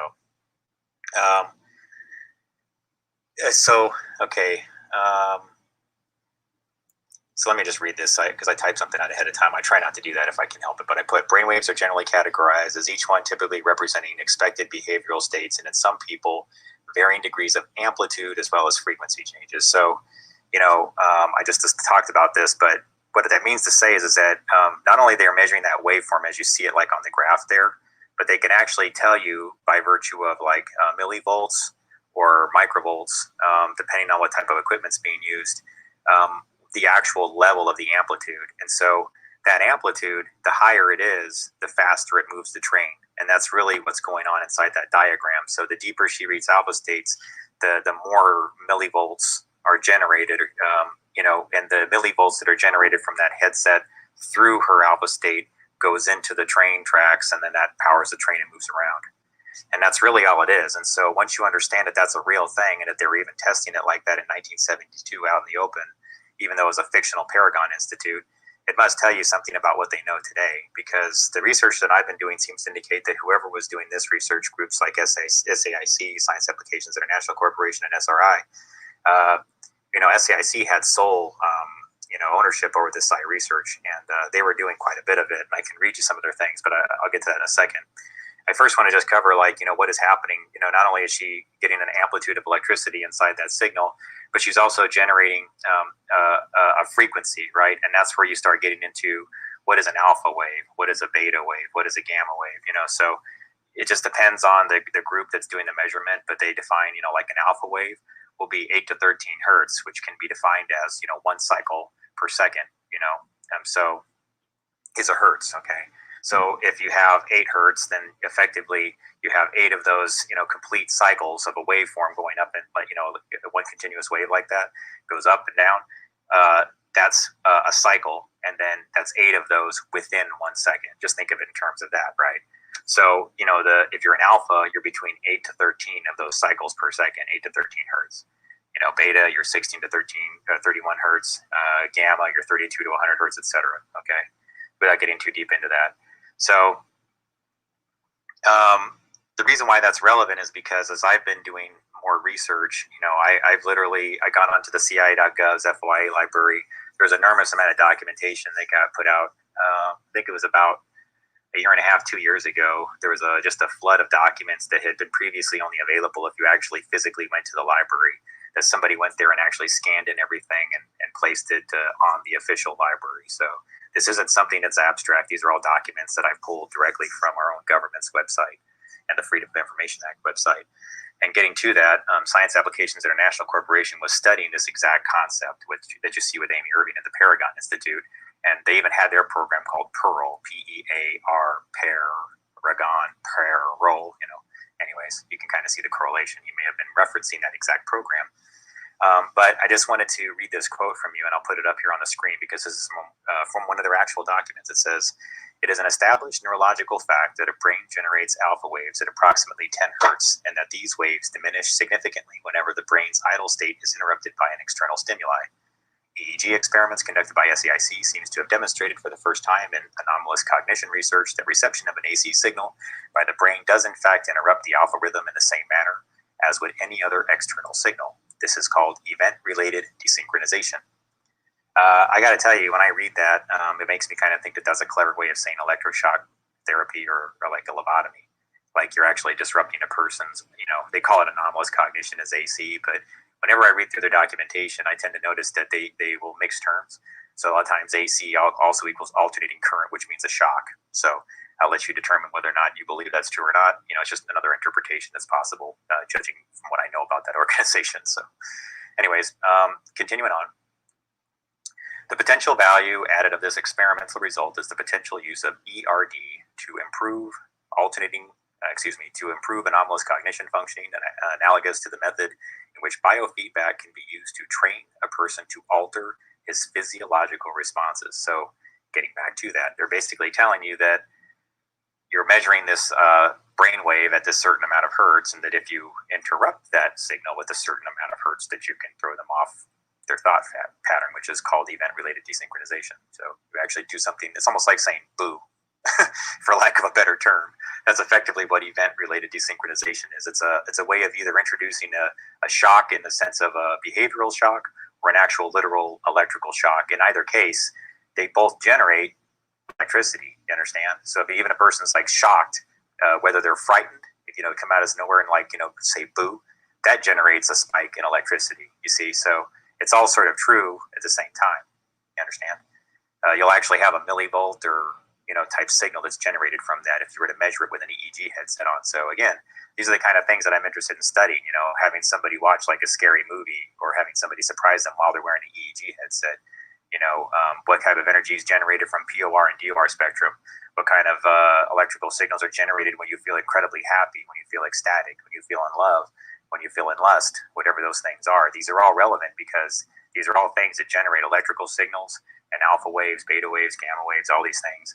And since we know that that's transferable to actual electricity, it's worth discussing because there is such a thing as what's called human piezoelectric energy harvesting that I don't think very many people are aware of, because typically when that term is used, you don't see the word human in there. It's just simply called piezoelectric energy harvesting, which is simply the concept of using vibration, and then like a combination of vibrating signals and kinetic energy and things like that to generate electricity. So, there's something to that in regards to what's being done with some of these experiments and what might be done in controlled environments sometimes to extract energy from people without them even being aware of it. So I thought that's worth noting because it almost seems like this research was kind of out in the open there about 30, 40 years ago.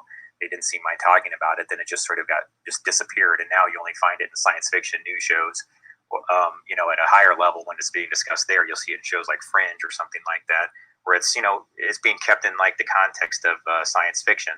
And then, what's available to us, they present it as a toy. It's something that your kid, can control this ball or an airplane with or something like that, you see. So it's like these two dynamics sort of make it to where it's not really being taken seriously. So that's all I'm trying to do is like, whatever these technologies are, I just like an opportunity, to explore this further. Anyways, getting back to that, they also talk about how these anomalous cognition is used in remote observation. So it continues on to say that this experiment demonstrated that changes in the electrical properties of one person's skin could be affected according to the intent of an isolated operator. It indicates that anomalous mental phenomenon can be used to remotely influence biological systems. So again, that gets back to archaeometry. That's remote sensing, but in this case, it's actual remote influence. So that's sort of like a combination of archaeometry, which involves remote viewing, remote sensing of information, but also the manipulation of those data sets potentially, whether it's conscious or unconscious, which would involve some form of psychometry, right? Because remember how when Amy Irving is running that alpha state test, once she reaches a certain level of amplitude in her signal, she's officially reached what's level 6, and that's known as psychometry. So think of that in terms of a parallel to archaeometry informationally. So I guess the thing that I'm a little bit fascinated by right now is I'm wondering is if if there's something about my particular profile of DNA where I integrate with data in a term, in a way that sort of like integrates archaeometry with psychometry.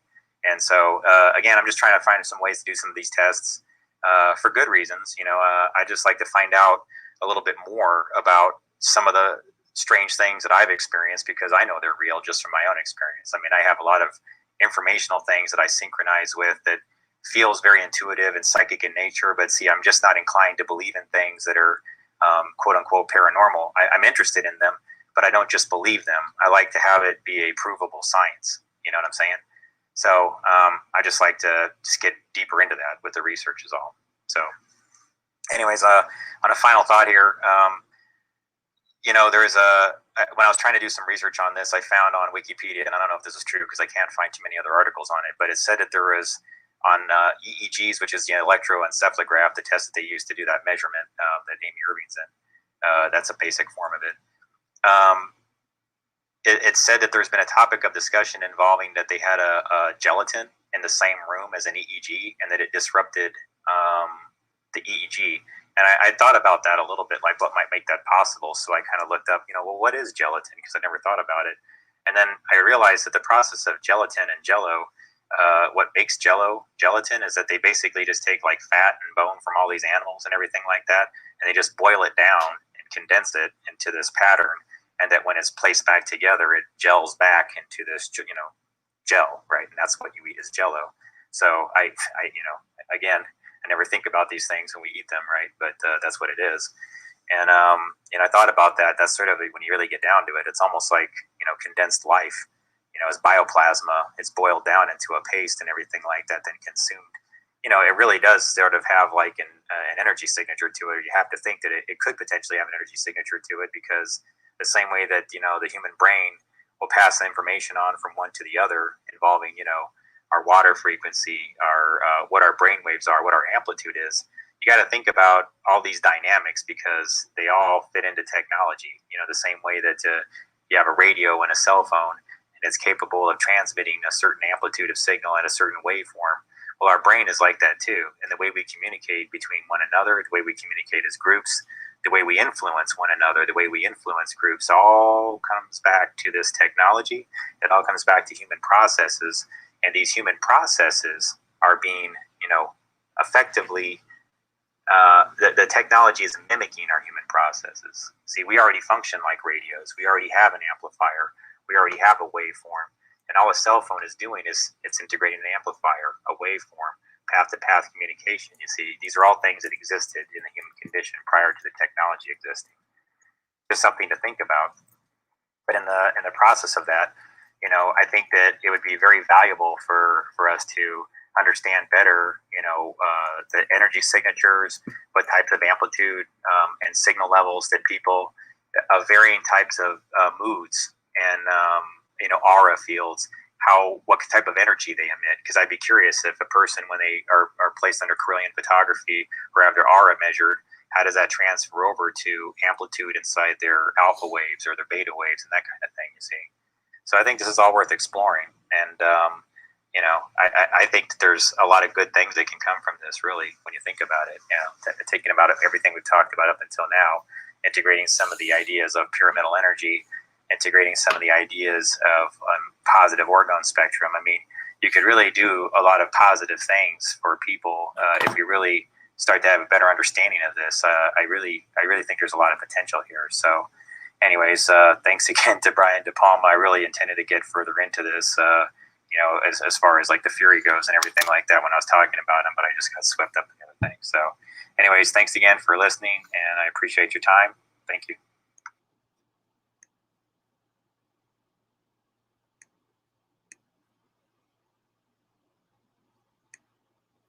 All right. So that was part 7 of my energetics series, and that's weird. I don't know what it is about this freaking thing. So distracting. That's part 7 though, and I get deeper into this topic in part 8, but I wanted to pause really quick in case anybody had questions or anything like that relative to that material or wanted me to expand on anything. I talked a lot about like the whole EEG element of what I'm trying to achieve. And the reason why I'm telling you that is because I think that everything that we're going through right now, I mean, really, guys, I think it's cool that a lot of this is happening through Hollywood films that are pretty entertaining. I mean, I like Dan Aykroyd movies. I like Chevy Chase movies. I think that they're both pretty likable, cool people for the most part. I mean, Bill Murray always made me laugh.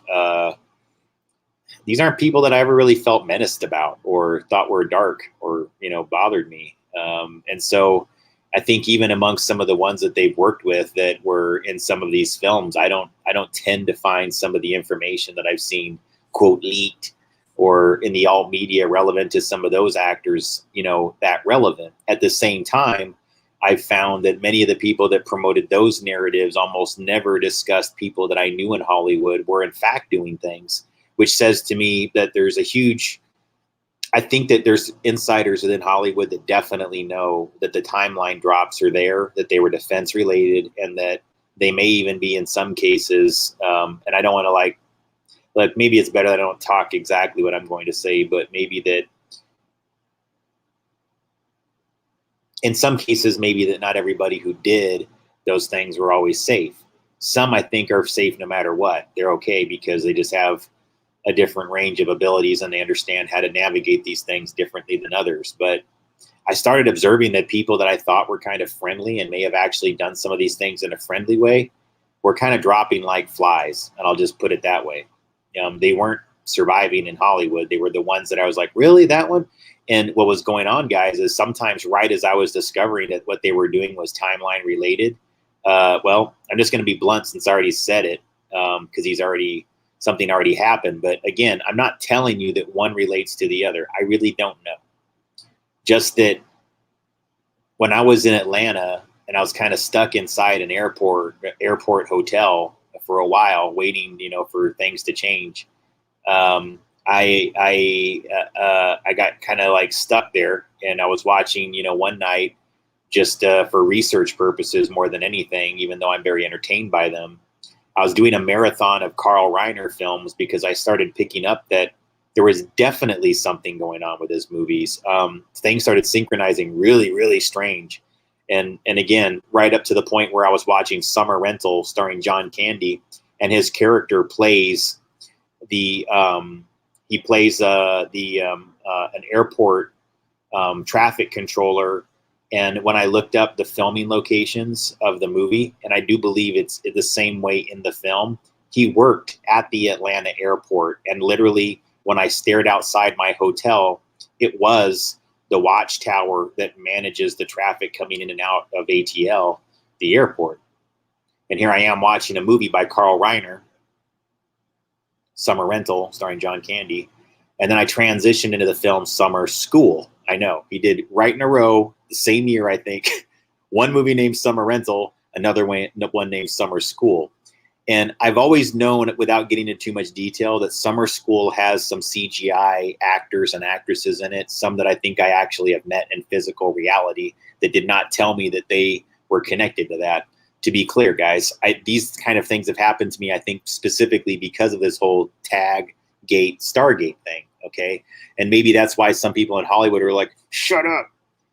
Guys, I don't know what to tell you. When things are this effed up around me, there's got to be one person out there that says, like, without trying to offend you or this, whatever, because here's the deal, guys. When I tell you about CGI avatar things, I'm just being straight up with you. Some of those actors that I just mentioned with you have worked with people that use that technology. So they are a real person. Like, it'd be like me saying, okay, guys, I can be Gabriel Cruz, and I'm only comfortable being Gabriel Cruz. I don't want you to ask me to use masking technology, okay?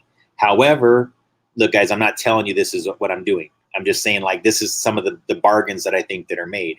These people will go like, look, if you let me in and allow me to make Hollywood films with you, I will never tell your secret.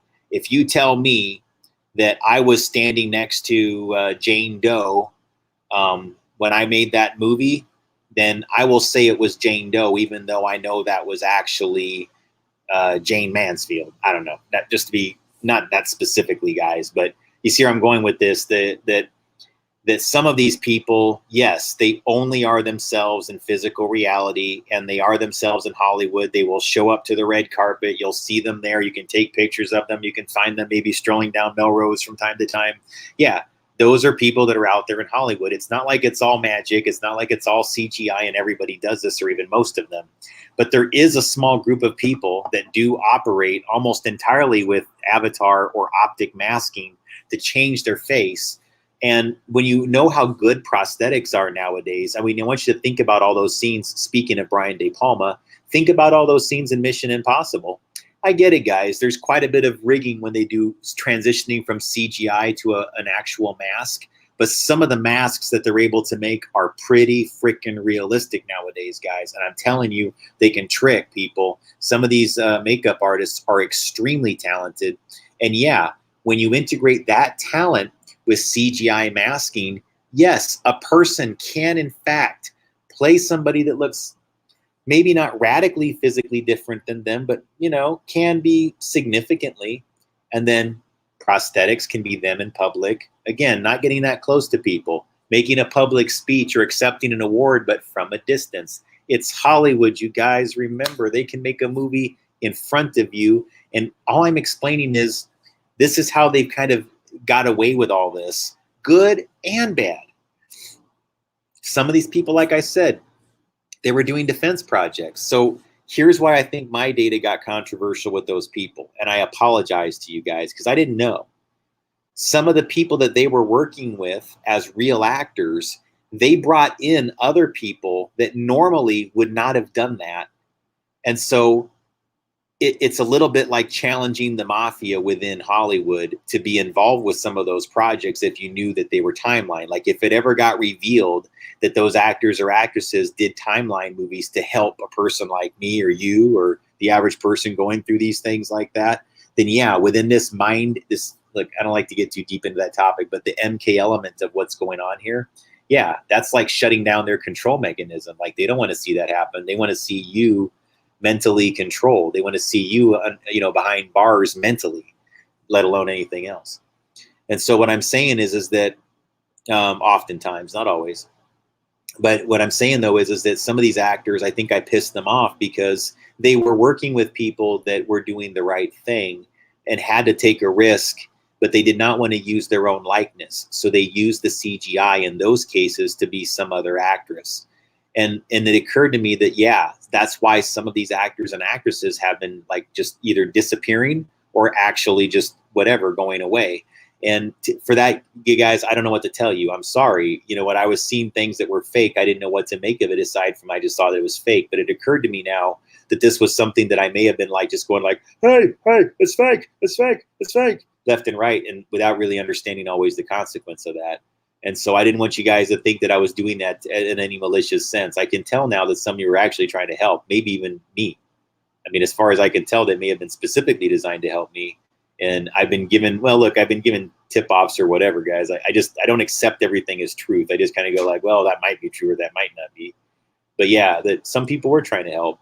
And it is about Stargate. It is about the fact that I think a lot of us are like magnets for one another. And it's okay to admit that. If you're drawn to this material for whatever reason and you don't understand what's up with that, it's all right. I don't think it's weird anymore, guys. I used to get weirded out by it. And I think there was other people that I approached sometimes that were like me that would also get weirded out because I didn't understand it. So I was being like, hey, can you help me understand this? I think I understand you. I think I know what's going on with you. Can you help me understand this? Can you help me understand it? Blah, blah, blah, blah. I was just like, you know, it's just this doe-eyed, like, you know, hi, psychic universe. You're going to treat me nice with open arms, aren't you? And then you realize when you go into those realms, it's like, no, competition. All right. Let's hook them up to the electrodes. They don't welcome you with open arms. So I don't want to be that guy. That's why I'm trying to find a way to do this that, how do I say it, folks? Like, if people want privacy, then yes, I respect that, and I say keep doing how you do it if it's working for you. But those of you who have figured out that there's probably no privacy when it comes to this issue, I think my way is the best way to go about doing it, which is to say, let's begin proving that this is actually a thing, that one thing correlates to another. Your biofield and your body voltage and your brainwave and all these other things, this correlates to this, correlates to this, correlates to this. You know, start proving it out with all the data, and then we get down to, you know, why it's happening and and, you know, who might be using it for negative purposes, and then us all deciding, like, what do we want to do with it? Because that's relevant. We have a right. We're sovereign people. We're sovereign beings. You know, nobody has the right to bully us around and say, you must be this, you must be, you know, you have to do this and love this and everything. No, guys. If you ever hear me say things like that, I prefer to do these types of things with people that love America and, you know, want something best for our country and things like that. It's because, you know, we are in America, guys. If you're, to me, it's just such a logical thing. Like, if you're thinking death cycle, if you're thinking like, yeah, I don't like America, if you're thinking all those things, then I don't know. Like, I look at it as a lack of compatibility with my plasma field. I'm looking for binding plasma layers that benefit each other. And it's okay to disagree. Okay, that's fine. But there's a few core fundamentals that I feel like, especially when it comes to your geographic location relative to your internal love, if you hate your situation and you hate the place that you're in, look, and like I say, I hate Vegas, but I don't really hate it, guys. I don't like what's going on with the behavioral signatures. I don't like the negative energy. I don't hate the place, not at all. In fact, I've found a lot of people that are very lovable here. You know, really, there's really a lot of cool things about Vegas and the desert and the things that surround it and things like that. So I'm not trying to be whatever. It's not my ideal culture for me or anything like that. I can't ever think of a time where it was. But see, for the people that it works for, then yeah, I think it's a great place for them. And I appreciate that they have it. And I want them to have it the way that they have it in their purest way, provided, like I say, with every single thing, don't hurt children. Outside of that, as long as nobody's free will is being violated and you're not doing anything to abuse, exploit, or harm children, then you know, that includes, you guys, look, don't like loosen your definition of what I just said either. That's another thing I got problem with these people. They really love to play with that loose definition of what I just said. I'm not trying to go dark here, guys, but just like warning those folks. Don't always look for these open windows to be like going, what does that mean exactly? How can I reinterpret that? You know, no. They're really crafty with that language. So what I'm saying, folks, is that, you know, have your Sin City if that's what you want. I mean, have it the way you like it and everything like that, provided you're not breaking those rules. I say everything else, you can go even further with it if that's really what you want, because places like that kind of need to exist. There's hellfire clubs. There's places where people experience sin within what they perceive to be physical reality, but is existing somewhere between a metaphysical and physical reality when you get down to it, when you're in an environment like this. It's really, really like Hollywood and Vegas, especially. I think you're really in some kind of combination between the metaphysical and physical, in all honesty. And I'm not saying that to be cheeky or like, well, guys, no, there's energy signatures that are consistent with it and ways things go around here that are consistent with what I'm telling you. They really do seem to be messing with something at a high level where they're bending physical reality in these two locations specifically, and they're connected energetically through an energy line that is accomplishing said thing. And it's been ongoing since about, well, the more I think about it, they must have started building it in 1944, and that's probably why it's 44.66, you know, degrees going from Kaiser Steel area in Fontana all the way into Las Vegas. And what I think is really going on is underneath there is some form of linear particle accelerator, one of the earliest forms of it, that they learned how to build and expand on. And I think they've just been doing a straight line of energy that just goes literally, guys. It's like this vibratory energy that's negative. Okay, that's the only. I think it helps if you read Uvarov's Wands of Horus website that has that mechanics of negative energy. I'll try to find it before I sign off. But that's one of the best definitions of what I'm discussing. It's simply an area they can set up an entire region where there's an energy flow from underneath that psychoenergetically changes everything above it within a certain degree of radius. And it's what I've been trying to explain more intelligently inside my articles. And I think I might have just done that. It's probably better than I have in the past. In that, to help people grasp like what might be going on underground between LA and especially like that Inland Empire, San Bernardino Valley area, there's some very, very serious negative energies that I think originate from an underground system that do involve a uranium-based process that vibrates the upper structure in such a way that maybe even creating some of these events that might be actually causing earthquakes and things too. I don't know. I think if you do that degree of manipulation of environment, you may have people that are trying to cause something, because that's what it would do. It seems like it would create a harmonic consistent with extremely low frequency that could disrupt like those earth layers to such a degree. And I think it really does need to be investigated deeper, folks. I've measured it. Okay. I have data. Maybe it's wrong. Maybe I wasn't measuring that. That's okay. If that's what somebody wants to look at it and say that's what happened, fine. But it bothers me, guys, that I'm a professional engineer with 20 years experience and like nobody's stepping forward in a meaningful way to like review this with me, because I need people that are smarter than me, guys, when it comes to this. And I'm just like, where the fuck sorry. Don't mean, guys, I'm really trying to be better with the F-bombs, but like sometimes I'm like, I love you guys. I really do. I love my coworkers from the past, but I'm just like, seriously, you guys, not a single one of you will look at this. Man, please step out of the foxhole, one of you. I mean, seriously, guys, I love you. And I know this ain't the best place to be all the time, but I think it's going to get easier to be where I'm at. I think we're going to provide bridges that'll make it easier to be where I'm at, okay? And if I can get that happening, there'll be more of us that can be together and do this the right way. And,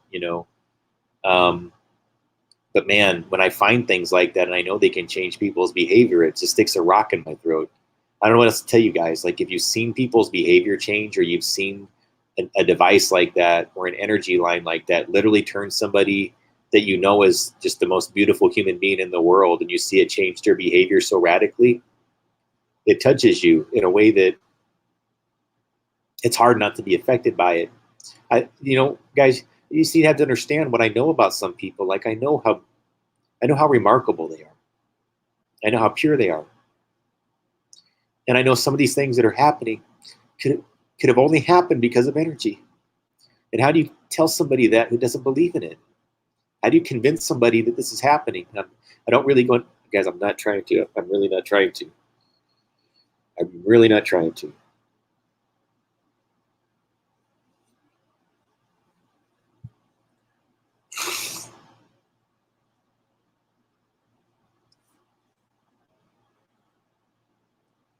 Best thing I can tell some of you is this is not you. And I love you. Please just come back. I pray that what's inside me is stronger than that energy line. That I'm going to send that to you. Because I don't want you to be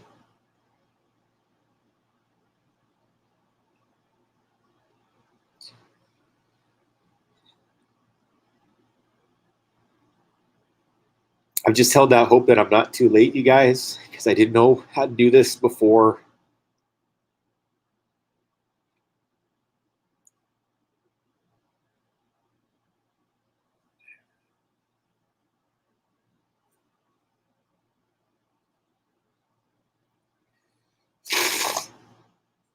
When you don't know what you're doing, you guys, you make it worse. You can make it worse.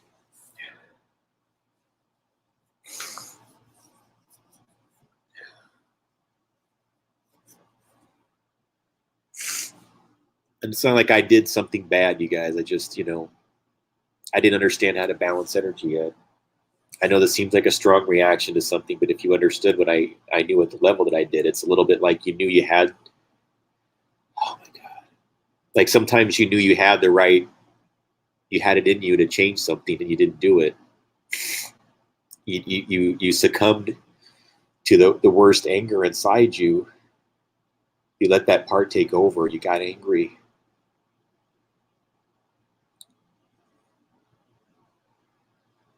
And I fed the energy. I fed the anger into the system, you guys. I did. I fed into it. And I'm sorry. I'm sorry.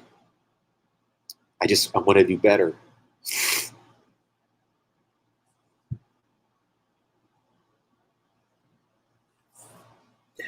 This is why I understand Father Malachi, you guys. If you don't get like why I watch things about exorcists and I take them seriously, and even though they're like Catholic and I shouldn't if I believe in what I believe in, right? It's not true, by the way. Hang on.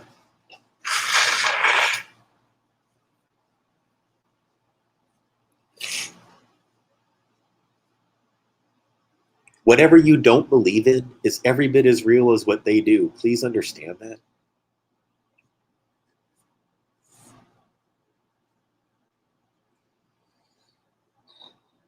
So here's all I have to say this, guys. Some of you are just so beautiful and you're so pure. You are. You were born with a pure soul.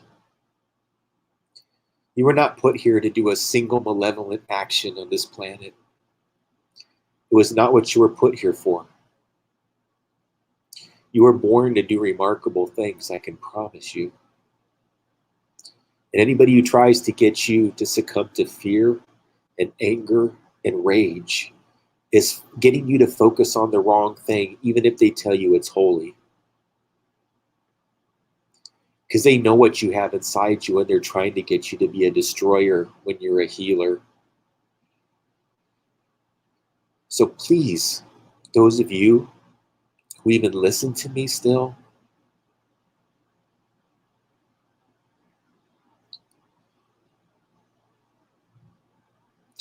take that path. Because whoever got you to be the way that you are steered you off course. It's not what you're here for.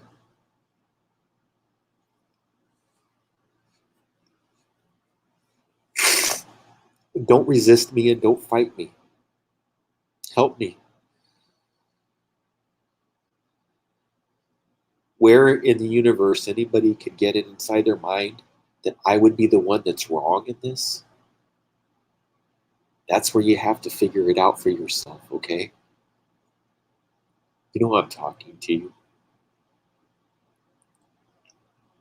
You're the last hope.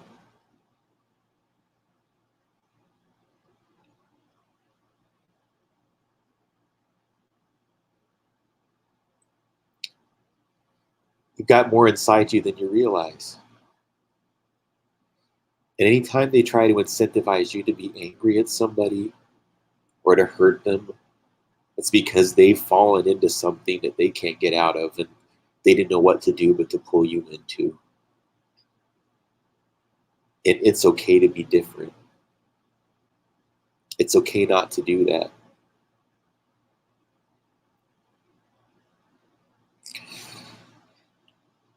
I love you and I'm proud of you.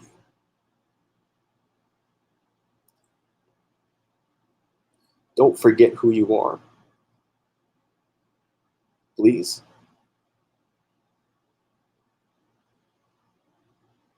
Because I know.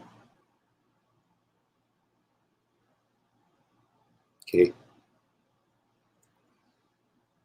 I'm going to play part 8. I'll be right back. Hi, welcome back. So I want to talk about what I found inside the controlled defensive behavior report that I've quoted in some of my other material.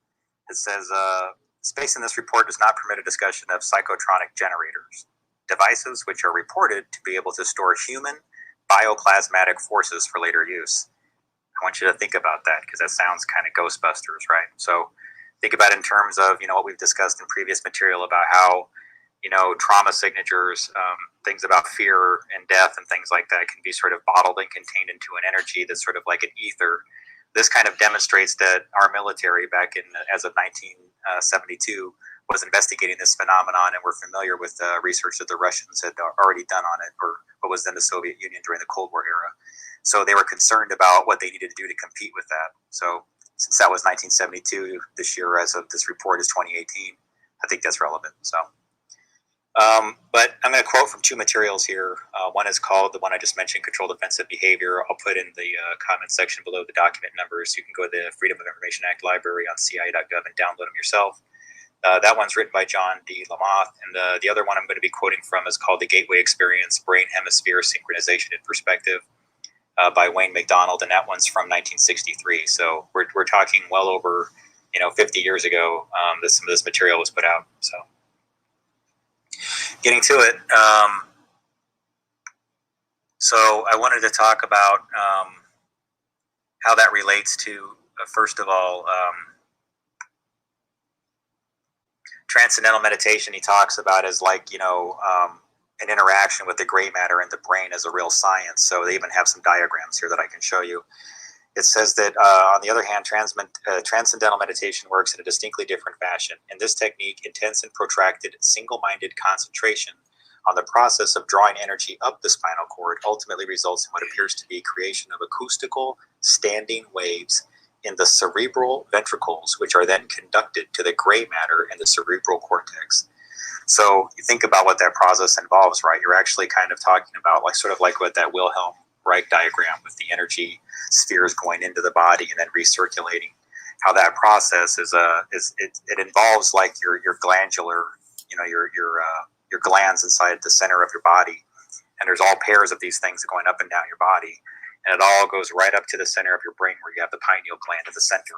And there isn't the pair of pineal glands; you only have the one, even though you have hemispheres of a brain. So clearly, there's something about how that interaction goes involving transcendental meditation, the pineal gland, and how that relates to biocommunications, or rather, how human beings interact with other human beings and using energetic signatures and ELF. And onto that, part 9 of the report says brain stimulation. Bentov's biomedical model shows that this resonance is of considerable importance since it is directly transmitted to and impacts upon the brain. The resulting vibration is received and transmitted into the brain itself via the fluid-filled third and left ventricles located above the brainstem. An electromagnetic pulse is then generated, which stimulates the brain to raise the amplitude and frequency of brain wave output.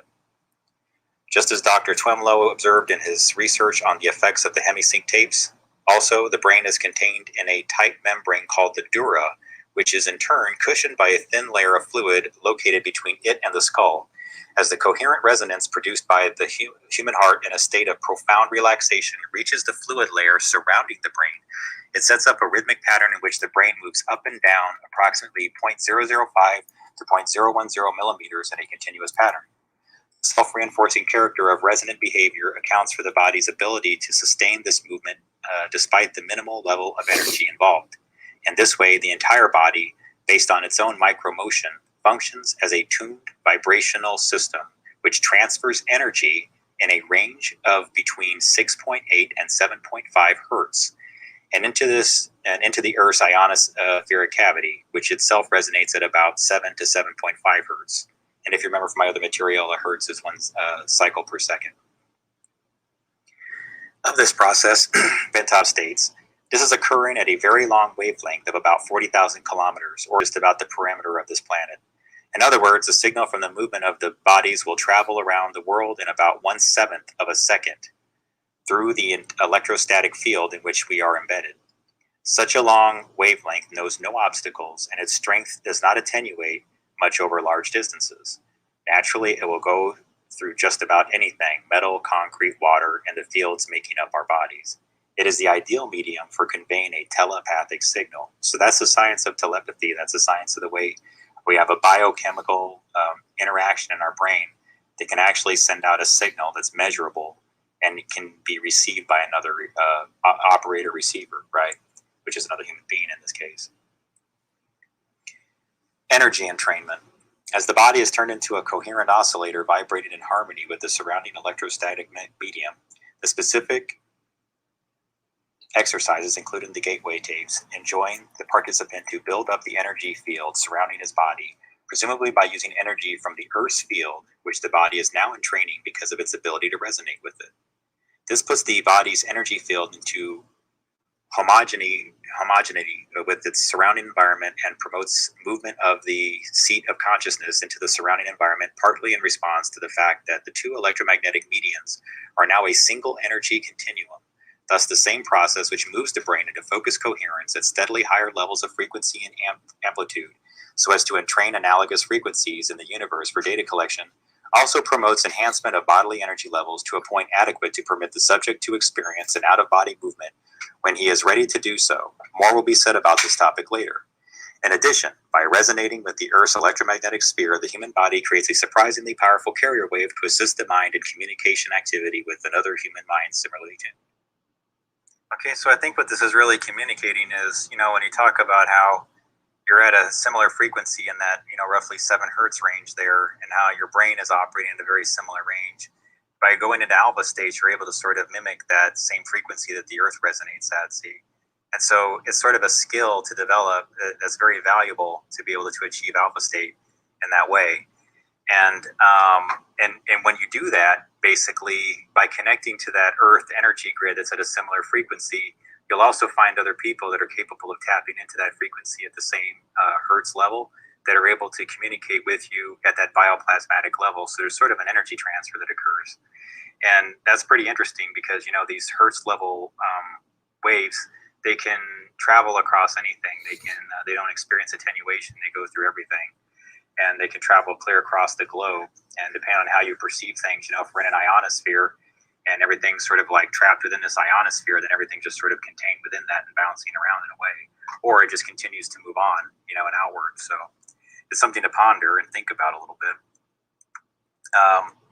But then the next part here says conscious energy. Before our explanation can proceed any further, it is essential to define the mechanism by which the human mind exercises the function known as consciousness, and describe the way in which that consciousness operates to deduce meaning from the stimuli which it receives. To do this, we will first consider the fundamental character of the material world in which we have our physical existence in order to accurately perceive the raw stuff with which our consciousness must work. The first point which needs to be made is that the two terms, matter and energy, tend to be misleading if taken to indicate two distinctly different states of existence in the physical world that we know it. Indeed, if the term matter is taken to mean a solid substance as opposed to energy, which is understood to mean a force of some sort, then the use of the former is entirely misleading. Science now knows that both the electrons which spin in the energy field located around the nucleus of the atom and the nucleus itself are made up of nothing more than oscillating energy grids. Solid matter, in the strict construction of the term, simply does not exist. So you can read through all the numbers there on this. It's pretty interesting. The point to be made is that the entire human being, brain, consciousness, and all, is like the universe which surrounds him, nothing more or less than an extraordinarily complex system of energy fields. The so-called states of matter are actually variances in the state of energy, and human consciousness is a function of the interaction of energy in two opposite states, motion versus rest, in a manner described. So you think about that. It's states of energy in human consciousness is a function of the interaction of energy in two opposite states. That kind of feeds into the whole orgone matrix that Wilhelm Reich discussed, involving positive orgone radiation and deadly orgone radiation, or what would be considered to be dormant, right? More still or static. Think about through. POR would almost be considered motion, and DOR might be considered rest when you're thinking about this in terms of Wilhelm Reich's research. So I think it's worth investigating a little bit further based on that premise too, especially since you have math and numbers associated with this in this document. So moving on, it says, one of the purposes of this report is to evaluate research in the field of influencing human behavior in order that the U.S. may be in the position to develop certain countermeasures. So that's part of what was driving the whole writing of the Controlled Offensive Behavior report, and I've covered that in some of my other articles, as I mentioned before. But what I thought was interesting about this part of the report in particular was that it says an increase in body temperature decreases the body water level and creates a saltwater imbalance. With a large intake of water but little replacement of sodium chloride, painful spasms of the skeletal and abdominal muscles may develop, as may also faintness, weakness, nausea, and vomiting. So this is what happens with non-ionizing radiation, the type that would be considered weaponized electronic warfare methodologies. They have the effect of basically heating up or changing your body temperature. That was a reference to decreasing, but it can also increase your body temperature as well. So it says that it is believed that the use of temperature manipulation as a technique to influence human behavior is practical. In order to be effective, it would seem necessary to apply this technique to individuals or small groups that are already under one's influence, such as prisoners of war. The application of unnatural temperature in field situations appear to be most difficult. So, wow, yeah. And then they talk about the manipulation of atmospheric conditions, which I think is very relevant to Wilhelm Reich's research as well, since we're talking about that. It says there has been some work reported on the physiological or psychological effects of atmospheric or geophysical parameters. The works referenced here are free world, but there is little doubt that the Soviet Union has investigated similar effects, especially in relation to their space program. The utilization of any of the techniques to alter human behavior by changing atmospheric conditions seems remote for field application. These techniques, like temperature effects, are more suitable for controlled groups or individuals. So that's pretty interesting, right? Because we're talking about bioenergetic weapons, how bioplasma might be feeding into something that is deliverable, right? So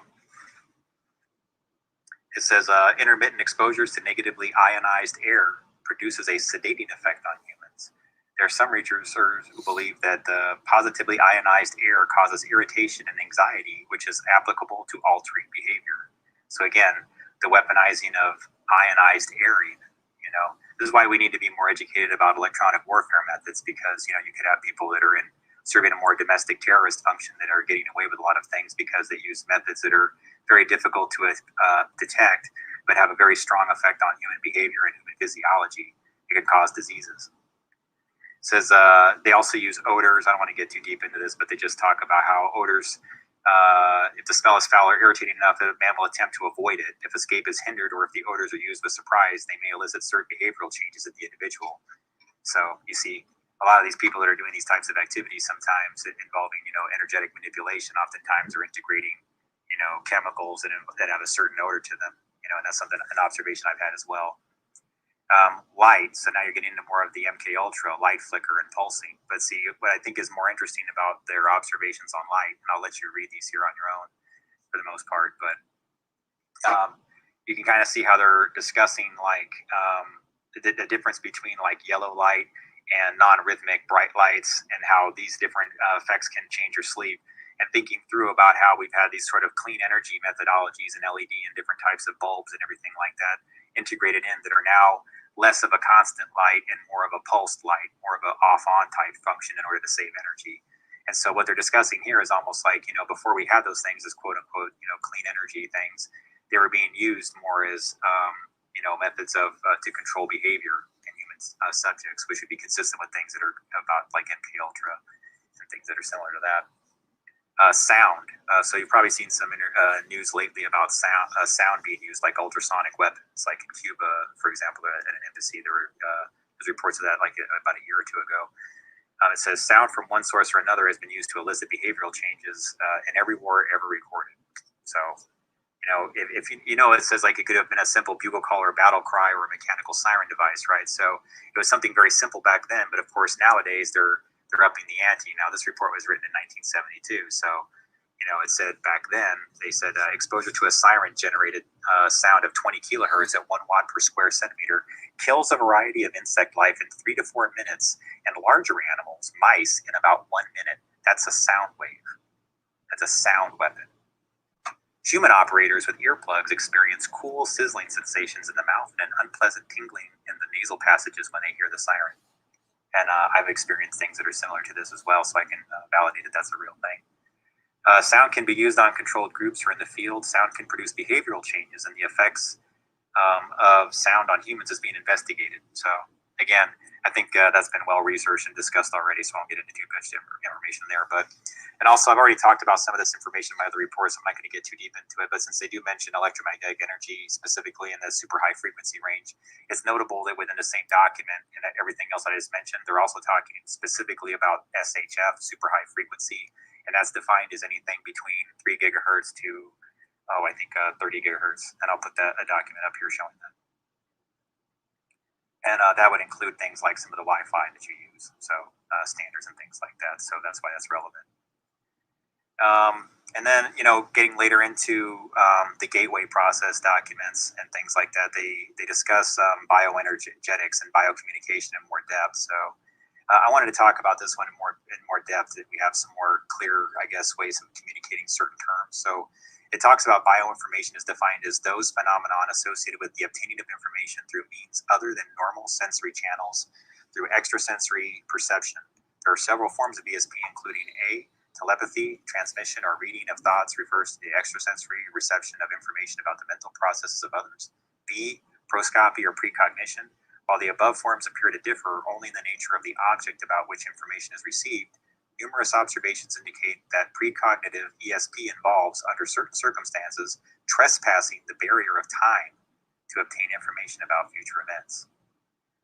Paragnosia or clairvoyance refers to the extrasensory reception of information about objective events in the outer world. I think that's pretty relevant too, especially since Science Applications International Corporation called their program PAIR for short, PEAR, Princeton Engineering Anomalous Research, PAIR. So it might have been a code for paranoia. Bioenergetics. Those phenomena associated with the production of objectively detectable effects through means other than the known energetic influences. Seemingly incredible effects have been reported, such as the movement of distant objects without any detectable use of physical force, telekinesis, anti-gravitational effects, transformations of energy, electromagnetic effects arising without adequate physical cause, and chemical reactions and biological processes occurring through mental concentration, or like PK. So I thought that was pretty interesting.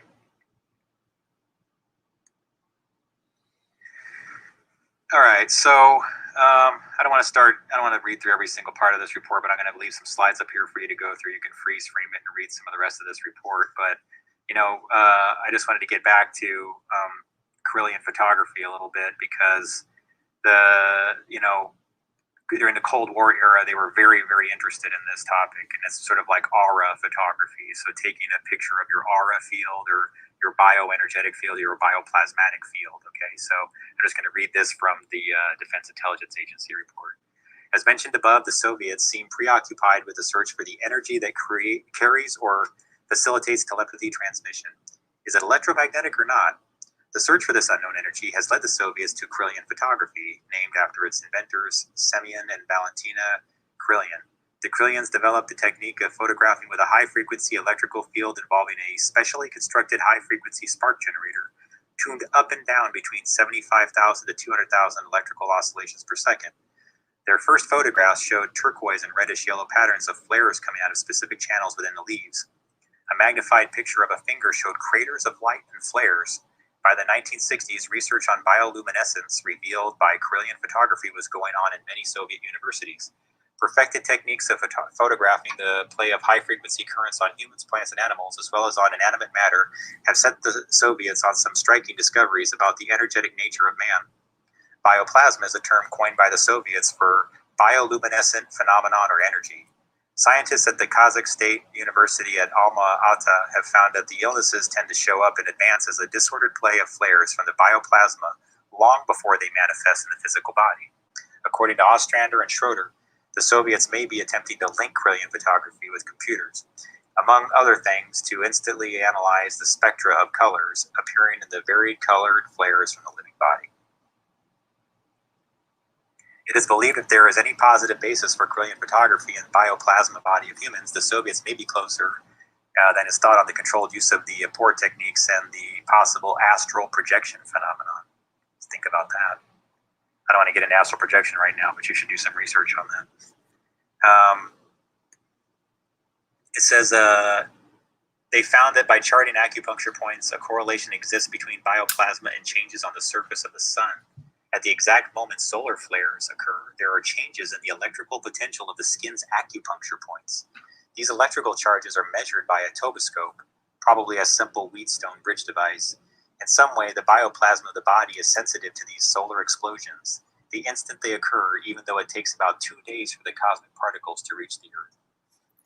The most significant use of Kirlian photography is in the area of psychokinesis over mind over matter, PK.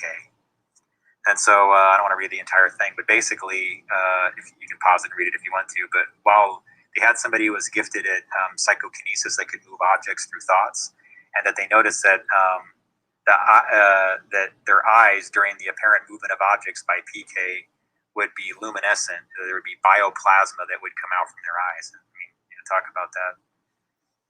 That's pretty trippy. It said in one test, a raw egg was placed in a salt solution inside a sealed aquarium 6 feet away from somebody with PK potential. Researchers report that she was able to use PK to separate the yolk from the white of the egg. See, so by using thoughts, you can actually change the temperature of something or somebody. So there's something to psychokinesis and the ability to actually affect behavior, because if you think about it, it's a non-ionizing radiation that you're emitting, right? Because you're emitting an actual frequency. And that means that behavior, especially a person that's very strongly psychokinetic, has an effect on the people around them. They're literally creating a waveform that will actually hit that person that's in the near field of it within a certain range. that can actually affect them at a behavioral level. It's demonstrated it because non-ionizing radiation actually heats things up. In converse, if you're attracted to somebody, for example, one of the reasons why your pulse might increase is because of that attraction. And again, that's a frequency thing. That person's emitting a frequency, and then you're attracted to them, and then your temperature goes up. It's a non-ionizing effect. It's a waveform that's doing it when you really get down to the science of it. There's other parts of it too, right? It's your heart rate and everything else, but think about it. So I thought that was interesting. It says that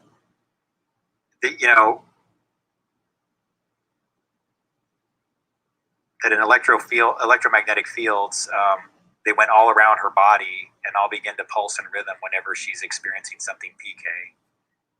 There's research topics. So Soviet researchers postulate that it was these rhythmic vibrations that cause objects to be attracted or repelled to her. So people that are strongly intuitive, people that have PK ability, people that are gifted within, they have a tendency to be able to emit waveforms that literally can create vibrations in the people around them. So, I'd say that if you have abilities too, then you almost have a higher social responsibility to be a nicer person. Honestly, this has really made me aware of a lot of things that I wasn't aware of before. So to close things up here, I just want to get back to the original point that I was making, that psychotronic generators, devices which are reported to be able to store human bioplasmatic forces for later use, have been developed. Okay. So getting back to the Ghostbusters thing, within human energy, and I've talked about this in my other articles, they're using sort of like this process, it seems, that they learned through Wilhelm Reich's experiments with cloud busting.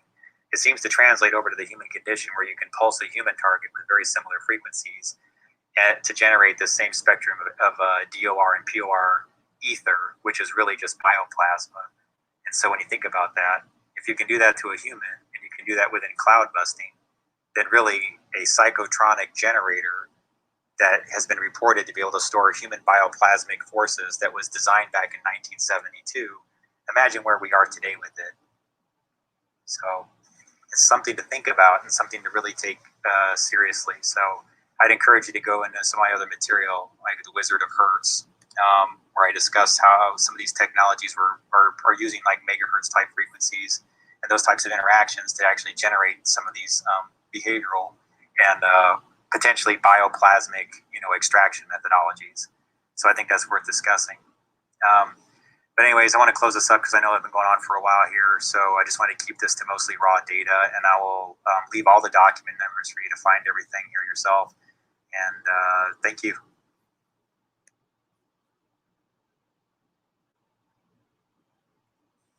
Okay, everybody, building up. All right. So that's the 7 and 8 as far as the energetic series go. And that's the parts that kind of get deep into this whole process that I want to make sure I've been doing this kind of like as building blocks, I guess you could say, day to day, kind of showing how a lot of these things work. And why would all those processes be relevant to Hollywood, for example? What would be the things that make the timeline technology operate? If you think about everything that I've been saying up until now, I hope that gives you the fundamentals within what I know to have within psychic research, right? That are known things that help you understand what they did know, in fact, about brainwave to brainwave, oh no, there's many, guys, there's many. You need to look at both channels. Okay. Sorry, I know it's confusing, but at the moment, I have 2 channels, and you need to be subscribed to both. One is called just Gabriel Cruz or Gabriel Cruz Research, and another one is called like Backup Mirror Channel with my name in the beginning. So, and then if you go into my main channel called Gabriel Cruz, go into the playlist section there, and you'll see tons of them. If you don't see like many playlists, almost too many for you to even find what I'm telling you about, because that's how many I have. I just make playlists, because if I didn't even give you, like, the playlists are too much for most people to have to go through and to find my content. And I'm just letting you know, like, that you need that main channel, then go into the playlists, then find the topic that you're looking for, And so whatever it is, like, for example, I can give you the energetics playlist without making you search for it. So hang on really quick with that. Let me go to my channel really quick here. That way I'm not being cryptic with you guys or anything like that. I mean, I want you to be able to find it easily. So number one, first and foremost, you go to the main channel, okay? And that would be this one. Those who don't know which one, this is the main channel. And then once you're there, what you got to do is go to the playlist section. And then within that one, you're going to find one that's called Energetics and Archaeometry. And I'll just give you the link to it so you don't have to go scrounging around for it. That's the complete set of research, which actually, you know something, it's not complete. I'm going to add one to it. So you're going to find something updated on it. I just remembered because I actually just added part 11 to my energetics series, and I did not add it to that playlist, but I'm going to right now. Well, as soon as this is all done. So expect part 11 to be in there too. I've had a lot of things going on. So even though while I've been here, actually, I'm shocked that I got a whole documentary done. And I've been writing an article and then some other things I've been trying to get done, trying to get myself into a more stable situation and hopefully out of Vegas, when it's the right time to go, that kind of thing. And so, yeah, that's kind of an important whatever. And so that playlist will get you everything. And again, I kind of updated it. So it starts off, more within the realms of like, okay, guys, here's how like thoughts become things. Here's why the folks in Hollywood and other places are always, and I mean, guys, whatever, it's not necessarily even only Hollywood, it's everywhere. I mean, whoever can gain access to your perception plays the game. And they try to get as many of their thought forms into the back door of your perception so that you recreate or create from thin air the reality that they seek for all of us. And so you always have the right to say one way or the other, like, well, I don't accept that. That's not really the reality that I want. You don't have to take it. So don't. If you don't want it, don't accept it. And then I would say beyond that, just make sure that, start creating the building blocks to create the future, that you're looking for and that you're trying to create, and, find the people that are building what you're building within the plasma field, which is to say that what I start doing, guys, is I stopped looking at all the things that make me different than people. And I just start going, okay, what do we agree on here? Like, what are your abilities? What's your raw talent? What's your ability? And that kind of thing. And then I want to know, like, how different are we versus how similar are we when it comes to things that involve thoughts? And I really do think about this because this is what all these other societies are thinking. What do you think they're all doing up there, when in Tibet? When they're up on some mountaintop thinking the same thing and shaving their heads and wearing the same clothes together. They're hiving together. They're creating a common set of thoughts on a tall mountain, and they're broadcasting it like one great big harp. Yes. It's exactly like that. It is exactly like harp. I promise you. And guys, it's bending the plasma field because they have naturally forming plasma fields that exist from their human bodies. Then what do? They go, when they're inside one of these temples that have minarets and other types of things that broadcast the frequency in a very focused way. These people studied this going back to the ancient traditions and know how to broadcast extremely low frequency using their voice, their brainwave, all of it together and hiving together. Yes, remote influence is precisely what they're doing. Yes, it's what they're doing. Now, if you think that no one out there in the defense industry or the intelligence circles did not take a whole bunch of signal measurement things and go out to those Tibetan monks and go like, hi, we would really like to spend time with you. Oh, what's this? just some way to completely replicate everything you do with your human brains. And we want to measure it and find out how to like use it for, well, maybe broadcasting something effed up and malevolent, you know? And so they did, guys, in some cases. Yes, they learned how to do scalar. I don't want to get into a HARP discussion tonight. I mean, no offense, guys. It's okay to. But what I'm saying is like, it'll be one of those things that if I start, then we will never end. So we can save that for another night, though, if you want. Like, I can actually dedicate like a whole, amount of time to those concepts specifically, because I just want to make sure that if we do get into it, because I do know things more than average, I think, than people about what its intention is and why it would exist beyond just simple weather modification. Like, why does it work to modify the weather? How does that correlate to how people modify weather?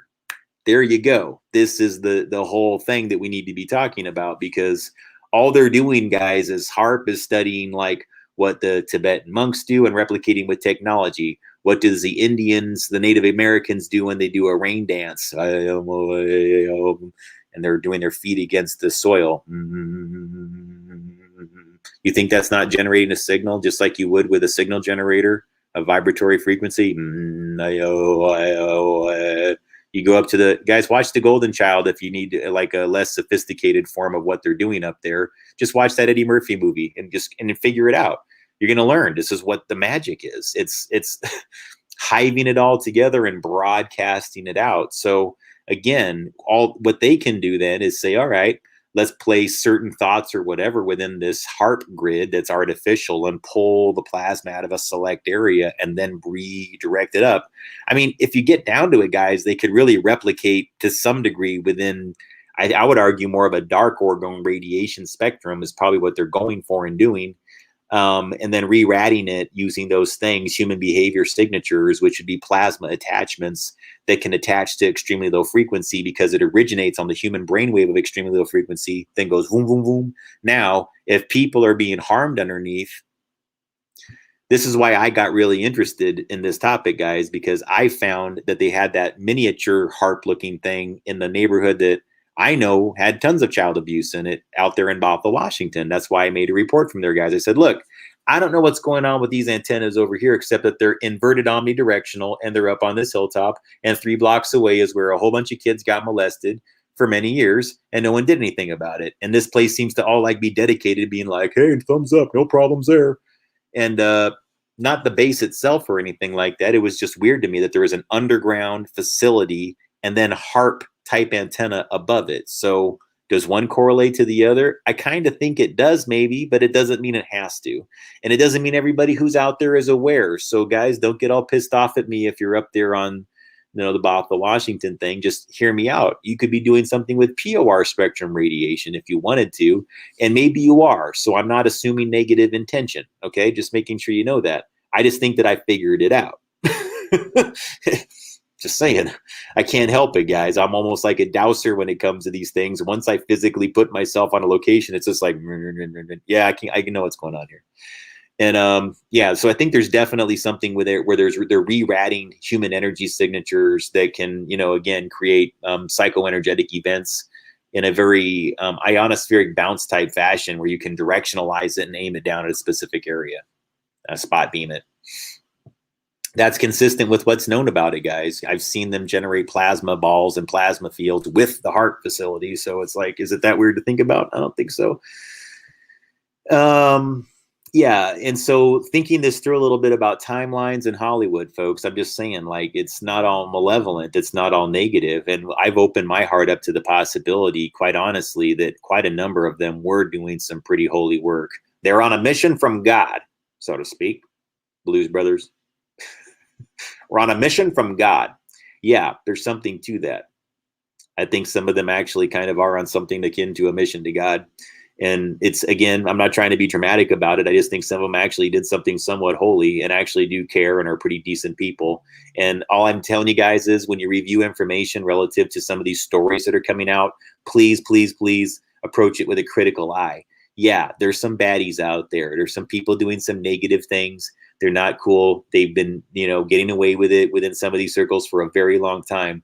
But I'm also telling you that I've never seen a time except for the last few years where more what I believe to be false accusations have been flooded against really decent people that, look, I don't know what their track record is. I'm not going to start naming specific ones. I'm just going to tell you that I've heard some really horrible things about some of these Hollywood stars that I still think, despite what everybody else says, and again, not everybody, but what certain alt media circles say, I'm in complete contradiction with what I personally have internalized as true, because I just don't find some of the characters that release that information to be valid. I think some of them are actually themselves making a satanic ritualistic abuse scenario, even using their names and initials in some cases, that they're using the accusations of some of these other celebrities. So again, it puts them in like, look, I'm just this insignificant person that this big celebrity did something. Hey guys, of course, who's not going to care? That gets all of our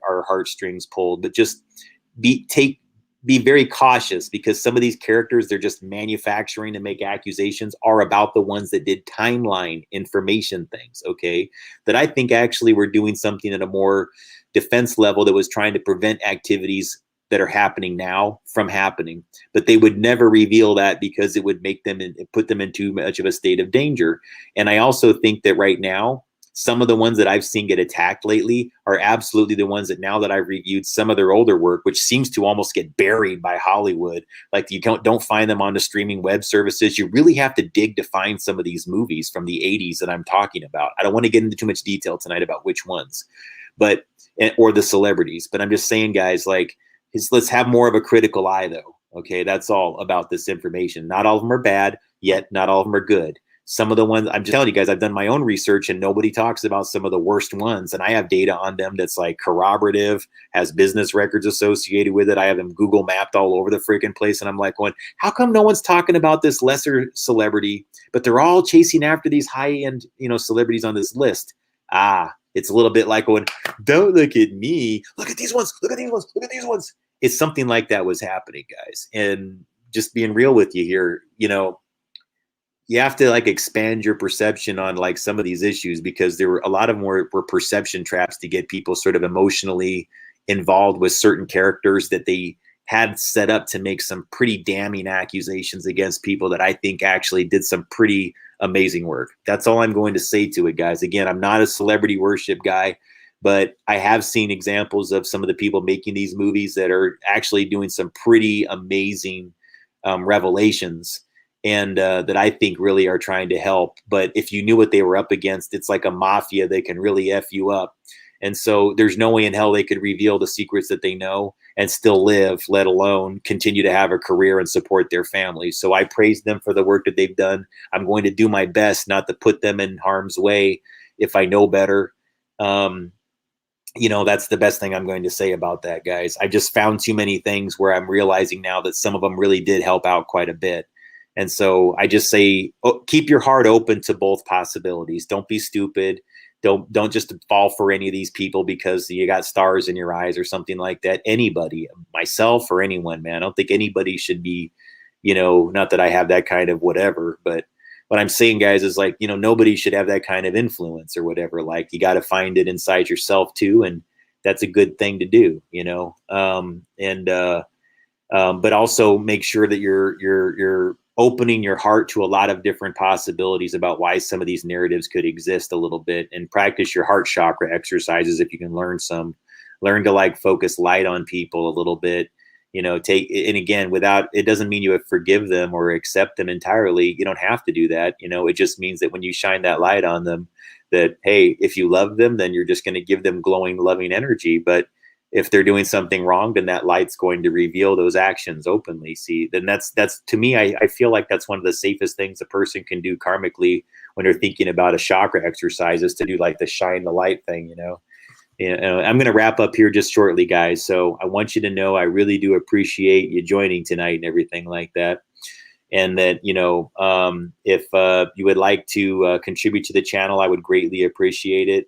I will, if you look down here in the description section here, you can find all the details on how to find my PayPal.